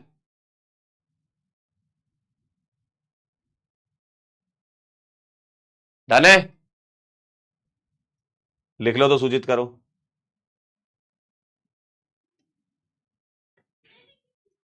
कह रहे नर्सरी एडवांस का पेपर करवा दो। ओ भाई, ठीक है, चलू चलू चलू चलू। एलॉन मस्क क्या कह रहे हैं भाई? कह रहे पेपर लीक कर दो। बेटा तुम बस यही सब हरकतें करो, है ना? डन हो गया? पक्का? सोच लो। सभी लोग डन हो गया ना? चलिए, आइए जरा मैं आपको अब क्वेश्चन करते हैं अपन। Right आईयूपीएससी name. ठीक है, आईयूपीएससी नेम हम लिखते जाएंगे और छोटी छोटी बातें भी हम साथ साथ में करते जाएंगे। ठीक है, ठीक है, आइए जरा मुझे बताइए, CH3 CH2 CH2 CH3 क्या नाम है? सबसे बेसिक से शुरू करेंगे, एकदम छोटा छोटा सवाल। बताइए इसको क्या लिखूंगा? सर हमें नंबरिंग करनी होती है। क्या करनी होती है? नंबरिंग करनी होती, नंबरिंग। तो कहां से नंबरिंग कर दूं मैं? बताओ कहां से नंबरिंग कर दूं, बताओ जरा। कहां से नंबरिंग कर दूं, बताओ जरा, कहां से कर दूं?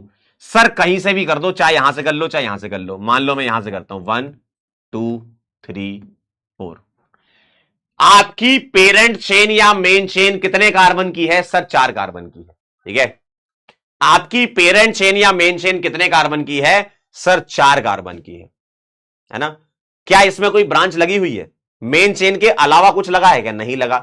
मेन चेन के अलावा कुछ नहीं लगा। यानी कि जब तुम सोचोगे तो प्रफिक्स 2 आप सोचोगे, तो क्या इसमें प्रफिक्स 2 है? नहीं है। क्यों? मेन चेन के अलावा कुछ नहीं लगा। और प्रफिक्स 1 अभी हमें लिखना नहीं है। क्यों? वो तो साइक्लो बाइसाइक्लो स्पाइरो होते हैं, उसको तो अलग कर लेंगे। अब इसके बाद क्या आता है? Word root. तो वर्ड रूट क्या है बताओ? 4 कार्बन का वर्ड रूट क्या है बोलो? 4 कार्बन का वर्ड रूट है ब्यूट। ठीक है, प्लस इसके बाद बताइए मुझे सफिक्स 1 क्या आएगा? सर सारे सिंगल हैं, सारे सिंगल हैं तो एन आएगा। सफिक्स 2 मुझे सोचना नहीं है। यानी कि मुझे क्या सोचना है? मुझे आज के दिन प्रफिक्स 2 सोचना है, आज के दिन, प्लस वर्ड रूट सोचना है और सफिक्स 1 लिखना है। और सफिक्स 1 तुम्हें पता ही चल गया आज के दिन क्या है। आज का सफिक्स क्या है? एन है ना? तो प्रफिक्स 2 और वर्ड रूट और सफिक्स। प्रफिक्स 2 था नहीं, वर्ड रूट लिख दिया ब्यूट, सफिक्स लिख दिया एन। ठीक है, यानी कि but plus N is equal to, वाह वाह वाह क्या बात है सर, ब्यूटेन। आहा, वेरी नाइस। अगला सवाल देखें। सेकंड क्वेश्चन देखें।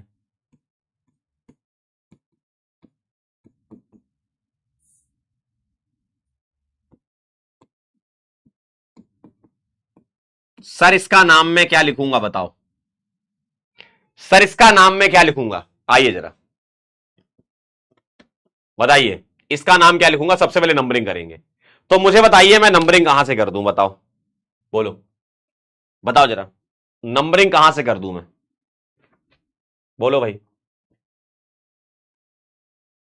सब्स्टिट्यूएंट का मतलब ब्रांच। देखो ये आ गया, देखो ये आ गया सब्स्टिट्यूएंट, देखो ना। अरे देखो भैया, सर ये 1 कर दूं, ये 2 कर दूं। सर मैंने राइट साइड से क्यों किया?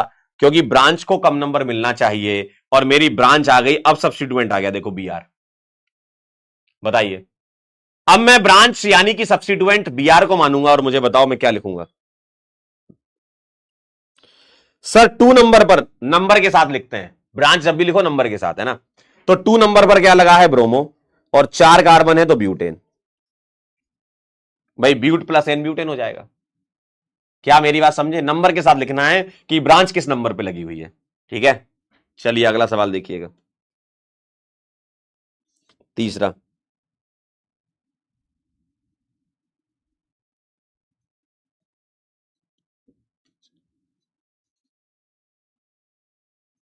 चलिए भाई इसका बताइए, कहां से नंबरिंग करेंगे? बोलिए भाई, कहां से नंबरिंग करेंगे मालिक्स? बोलो, कहां से नंबरिंग करेंगे? बोलो।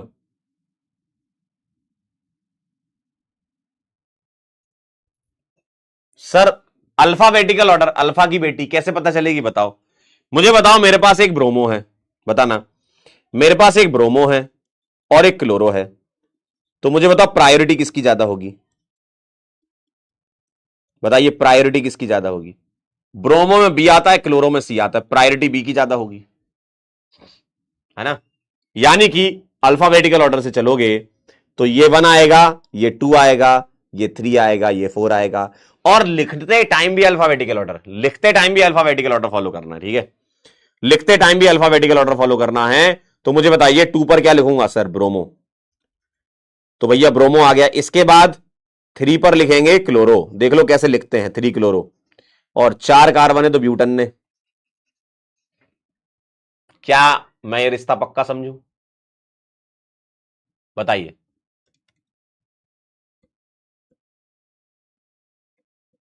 ठीक है, आइए जरा अगला। एक ही सवाल में हम खेलते जा रहे हैं। नेक्स्ट क्वेश्चन का आंसर आप बताइएगा। अब मैं कहां से नंबरिंग कर दूं? अब कहां से नंबरिंग कर दूं? बेटा अल्फाबेटिकल ऑर्डर से पहले लोएस्ट लोकेंट का आता है, ब्रांच को कम नंबर मिलना। अल्फाबेटिकल ऑर्डर तो बाद में आता है, लास्ट में आता है अल्फाबेटिकल ऑर्डर। ब्रांच को कम नंबर, है ना बेटा। दो प्रफिक्स 2 के बीच में डैश लगाते हैं, हाइफन लगाते हैं ना। किस तरीके से मैंने लिखा वो देख लो, नंबर के पहले हाइफन, और 2 ब्रांच के बीच में, मतलब 2 प्रफिक्स के बीच में भी हाइफन लगाते हैं। चलिए बताइए, अब इसमें गलती मत करना मालिक। सर क्या बात कर रहे हो? हाँ, अब आपकी नंबरिंग लेफ्ट से होगी। क्यों? क्योंकि ब्रांच को कम नंबर मिल रहा है। कैसे? लेफ्ट साइड से चलोगे तो 1 मिल रहा है सीएल को, और राइट साइड से चलता तो मेरे को 2 मिलता ब्रांच को, है ना। तो यहां पहली ब्रांच को 1 मिल रहा है, और यहां से पहली ब्रांच को 2 मिल रहा है। तो बेटा लेफ्ट से राइट जाना पड़ेगा। देखो ना, अभी बताया था आपको रूल, अभी पीछे ही आपको बताया क्या, ये देखो, नंबर ऑफ कार्बन के बाद maximum number of substituent then lowest locant. देखो लोएस्ट लोकेंट आपको पहले सोचना पड़ेगा। लोएस्ट लोकेंट का मतलब क्या है? ब्रांच को कम नंबर, है ना। तो 1 मिलेगा सीएल को, और ये 2, ये 3, ये 4। अल्फाबेटिकल ऑर्डर तो पता कब आता? जब तुम्हारा सवाल नंबर 3 होता। देखो सवाल नंबर 3 में तुम लेफ्ट से चलो या राइट से चलो, ब्रांच को 2 ही नंबर मिल रहा था, इसलिए मैंने अल्फाबेटिकल ऑर्डर लगाया, क्योंकि उसके बाद अल्फाबेटिकल ऑर्डर आता है, ठीक है। यहां से देखो, लेफ्ट से चलोगे तो 1 सीएल को मिलेगा, राइट से चलोगे तो बीआर को 2 मिलेगा। अच्छी बात थोड़ी है बीआर को 2 देना। सीएल को 1 देंगे तो हम लिखेंगे 1, सॉरी, लिखते टाइम अल्फाबेटिकल ऑर्डर 3 ब्रोमो, सुन लो ध्यान से, लिखते time alphabetical order 3 bromo, 1 chloro, और 4 कार्बन तो ब्यूटेन। क्या ये बात समझे? लिखते टाइम अल्फाबेटिकल ऑर्डर फॉलो करते हैं। ठीक है,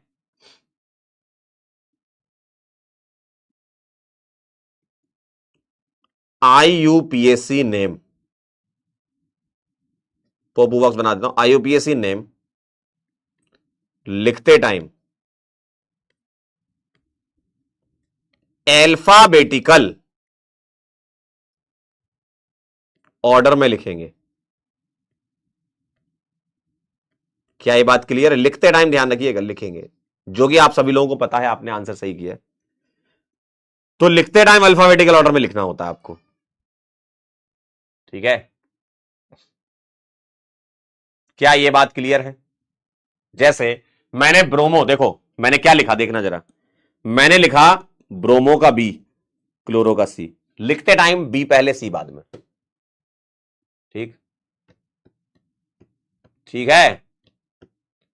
कह रहे सर आपने Cl पे 1 क्यों नहीं लिखा? बेटा नंबरिंग कार्बन की होती है, पागल हो गया? ओ मालिक, अरे मालिक, ओ कह रहे सर Cl पे 1 क्यों नहीं लिखा? मालिक नंबरिंग कार्बन की करनी है, क्षमा चाहता हूं आपसे मैं। अरे भैया नंबरिंग कार्बन की करनी, Cl की थोड़ी नंबरिंग होगी। और लोकेंट का मतलब क्या है? ब्रांच। देखना जरा, अगर मैं मान लो, चलो एक बार समझ लो, अगर मैं राइट साइड से नंबरिंग करता, सुन लो ध्यान से, तो बताना पहली ब्रांच किस पे आती? बोलो। अगर मैं नंबरिंग राइट से करता तो पहली ब्रांच किस नंबर पे आती? 2 नंबर पे। और वहां से पहली ब्रांच किस पे आ रही है? 1 नंबर पे। तो भैया पहली ब्रांच 1 नंबर पे आ रही ना, तो उसी से करेंगे ना नंबरिंग। ठीक है, done.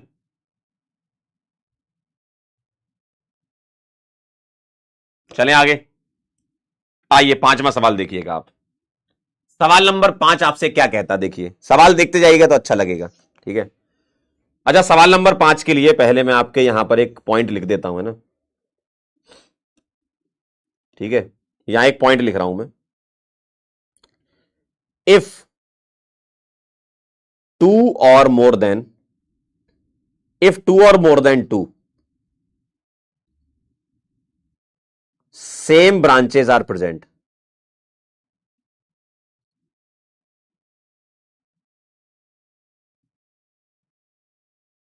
then we have to use die for 2, try for 3, tetra for 4 and so on, है ना? ठीक है, देखिए जरा ध्यान से, एक सवाल मैं बताता हूं आपको, ध्यान से देखना। मेरे पास लिखा है CH3, CH2, CH3, यहां CH3 और यहां। अब बताना जरा, लॉन्गेस्ट चेन कितने कार्बन की है और कहां से नंबरिंग करेंगे? बताओ, लॉन्गेस्ट चेन कितने कार्बन की है और कहां से नंबरिंग करेंगे? सर मेरे को लॉन्गेस्ट चेन यहां से दिख रही है, देखिए सर मैं यहां से नंबरिंग कर रहा हूं, क्यों? क्योंकि ब्रांच को कम नंबर मिल रहा है, 2 नंबर मिल रहा है ना। अगर कोई कहता सर मैं यहां से करता, तो यहां से तो 3 नंबर मिल रहा था, तो आप राइट से करोगे। अब देखना जरा, ये दोनों सेम ब्रांचेस आ गई, देखो अब ये दोनों सेम आ गई, तो तुम्हें क्या करना है? अगर ये दोनों सेम आ गई तो तुम्हें क्या करना है? तुम्हें अपना नियम ये लगाना है, ध्यान से देखो जरा, क्या कहता था नियम, कि अगर 2 या 2 से ज्यादा सेम ब्रांच आ गई तो हमें क्या यूज करना? देखो ये कौन सी ब्रांच है? सर मिथाइल है, ठीक है। तो मैं लिखूंगा 2,2, नंबर को रिपीट करेंगे, 2,2, 2 लिखे हैं तो लिखेंगे डाई, 2 लिखे हैं तो डाई, और इनका नाम क्या है? मिथाइल। तो 2,2 डाई मिथाइल लिखेंगे, और ब्यूटन ने 2,2 डाई मिथाइल ब्यूटन ने। क्या ये बात क्लियर है? क्या ये बात क्लियर है? 2,2 डाई मिथाइल लिखेंगे। इसी तरीके से अगर आपने समझ लिया तो आप मुझे इसका करके बताओ। अगर आपने ये समझ लिया तो आप मुझे इसका आंसर निकाल करके बता दीजिए मालिक्स। बताइए इसका क्या आंसर आएगा, बताइए इसका क्या आंसर आएगा। तो कभी एक से ज्यादा ब्रांच हो तो हमें डाई यूज करना होगा, 2 के लिए, ट्राई 3 के लिए, टेट्रा 4 के लिए। नंबर जरूर मेंशन करना, जितनी ब्रांच है उतनी बार नंबर मेंशन करेंगे। ठीक है, तो मैं ये रिश्ता पक्का समझूं। बोलिए भाई क्या आंसर है?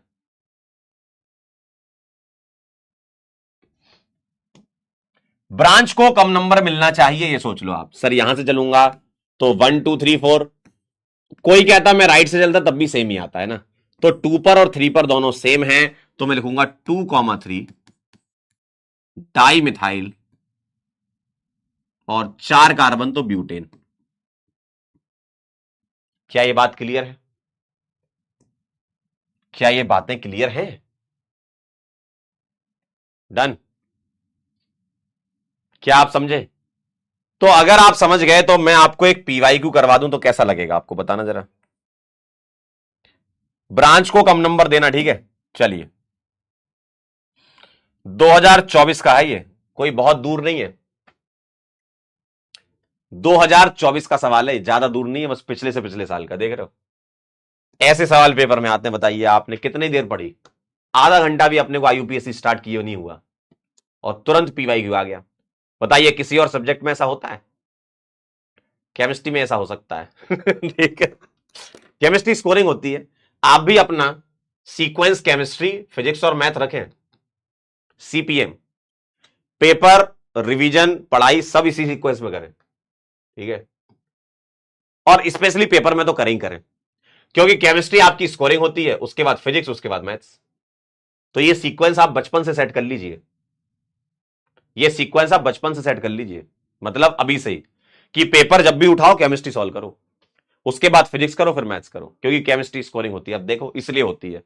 सबका आंसर सही आ रहा होगा मेरे ख्याल से, मुझे ऐसा लग रहा है। आओ जरा पोल करा के देख लेते हैं इसमें 45 सेकंड का। पीवाईक्यू है ना, पीवाईक्यू में तो पोल बनता है, क्यों मालिक? पीवाईक्यू में तो पोल बनता है मालिक।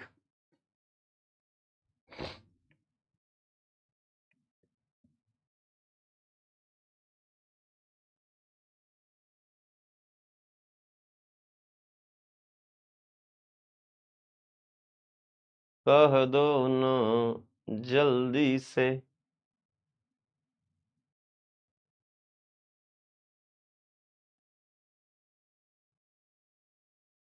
बता दो, बता दो, ओ बता दो। सर ये 1 आएगा, ये 2 आएगा, क्यों? ब्रांच को कम नंबर मिलना चाहिए। 3, ये 4, ये 5, ये 6, ये 7, ये 8, आंसर आ गया 2, 5, 6, आंसर सी, साफ साफ दिख रहा है। और 3 मिथाइल है तो ट्राई लगा देंगे, और 8 कार्बन है तो ऑक्टेन। क्या आप सभी लोगों ने इसका आंसर निकाला? क्या आप सभी लोगों ने इसका आंसर निकाला? 83%, वेरी गुड। इसे कहते हैं केमिस्ट्री, समझे? केमिस्ट्री के सवाल तुम खुद उठा के देख लेना, तुम खुद उठा के देख लेना। अभी तो चलो पहला चैप्टर है, आगे जब आईयूपीएससी आइसोमेरिज्म जब आगे पढ़ेंगे, 50 सवाल तुम केमिस्ट्री के 20 से 25 मिनट के अंदर बना सकते हो। 50 सवाल कह रहा हूं मैं, 20 मिनट क्या 15 मिनट में ही बना सकते हो, अगर तुम्हें कॉन्सेप्ट पता है। फटाफट फटाफट करते जाओ। अगर अदर सब्जेक्ट की मैं बात करूं, फिजिक्स की मैं बात करूं, मैथ्स की बात करूं, क्योंकि वो सब्जेक्ट उस लेवल के हैं, है ना, उसमें टाइम लगता है, आपको सॉल्व करने में टाइम लगता है। मैथ्स को सॉल्व करने में टाइम लगता है, फिजिक्स को सॉल्व करने में टाइम लगता है। केमिस्ट्री को सॉल्व करने में आप खुद देखो, आपने अभी सवाल किया ये, केमिस्ट्री को सॉल्व करने में बहुत कम टाइम लगता है। लेकिन हां, केमिस्ट्री एफर्ट मांगती है, कब? घर पे। फिजिक्स में, मैथ्स में तुम घर पे एफर्ट लगाओगे, पेपर में भी एफर्ट लगाना है, आंसर तक तो पहुंचना है ना। और मैं ऑर्गेनिक केमिस्ट्री की बात कर रहा हूं। देखो फिजिक्स, फिजिकल केमिस्ट्री और मैथ्स ये सेम पैटर्न पे चलती है, ऑर्गेनिक इनऑर्गेनिक ये सेम पैटर्न पे चलती है, ठीक है? तो बहुत जल्दी काम हो जाता है आपका इसमें, इसलिए तो कहते हैं स्कोरिंग होती है, टाइम बचाती है। इसका टाइम बचा के फिजिक्स और मैथ्स में लगाना होता है। चलिए आगे चलता हूं मैं। आओ आओ आओ, चलो एक एग्जाम्पलर का सवाल कर देना जरा, एक एग्जाम्पलर का सवाल कर देना जरा, एक एग्जाम्पलर का सवाल कर देना जरा। बोलो भाई, चलिए बताइए, बोलिए भाई, बताइए। एग्जाम्पलर का सवाल कर देना जरा। कह रहा है what about PC, physical chemistry में आंसर निकालने में टाइम लगता है, लेकिन फिजिक्स और मैथ जैसे खतरनाक सवाल नहीं आते उसमें, है ना, इतने टफ सवाल नहीं आते पेपर में केमिस्ट्री के, लेकिन पैटर्न लगभग सेम है, क्योंकि उसमें भी न्यूमेरिकल अप्रोच होती है। चलिए बताइए क्या लग रहा है इसका आंसर? फैल मत जाना मालिक, मालिक फैलते हुए नजर आ रहे हैं मुझको लोग। बेटा ध्यान से देखो, ये C2H5 है सर। C2H5 का मतलब 2 कार्बन और 5 हाइड्रोजन, यानी कि मैं इसको C2H5 को CH2CH3 तो कह सकता हूं ना, तभी तो कह रहा हूं मैं C2H5। तो मैं एक काम करता हूं, आपके लिए थोड़ा आसान कर देता हूं मालिक, आपके लिए आसान कर देता हूं, ध्यान से देखिएगा।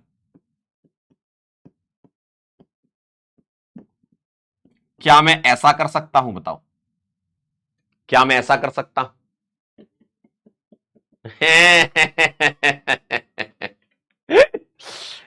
फैल गए रे, फैल गए रे, 3 4 5 6, अरे मालिक लंबी चेन, फैल गए इतने में। अरे मालिक C2H5 यानी कि CH2CH3, और तुम्हारी लंबी चेन ये आएगी। ओ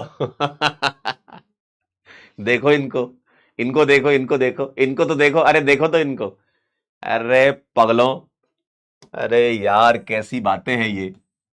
3 और 4 पर 2 मिथाइल हैं, तो 3 4 di methyl hexane, B answer है। अरे अरे अरे अरे अरे अरे क्या बताऊं मैं।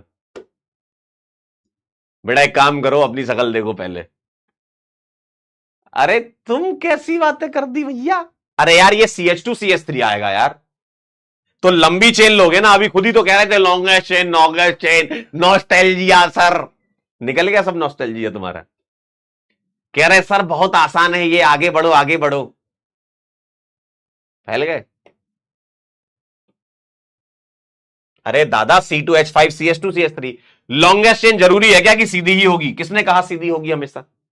लॉन्गेस्ट चेन ऐसी ऐसी भी हो सकती है, ऐसी ऐसी भी हो सकती है, कैसी भी हो सकती है लॉन्गेस्ट चेन।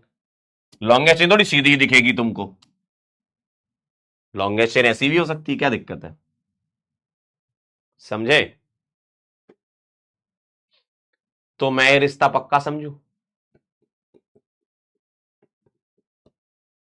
और एग्जाम्पलर का सवाल सीधे पेपर में आता है, पता है, जेई मेन में सीधे। ये जो पीछे सवाल मैंने कराया ना वो PYQ, वो भी एग्जाम्पलर का सवाल था। जो 2024 का भी तुम PYQ पीछे करके आओ, एग्जाम्पलर में एज इट इज सेम सवाल उठ के आया था। ठीक है, तो ये कहानी थी इसकी।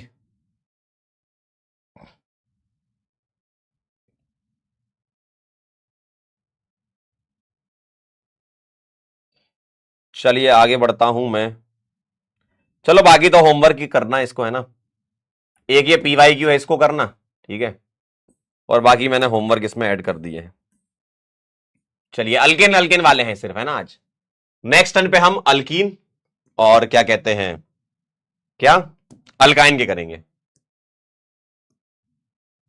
चलिए थैंक यू सो मच, बहुत बहुत धन्यवाद।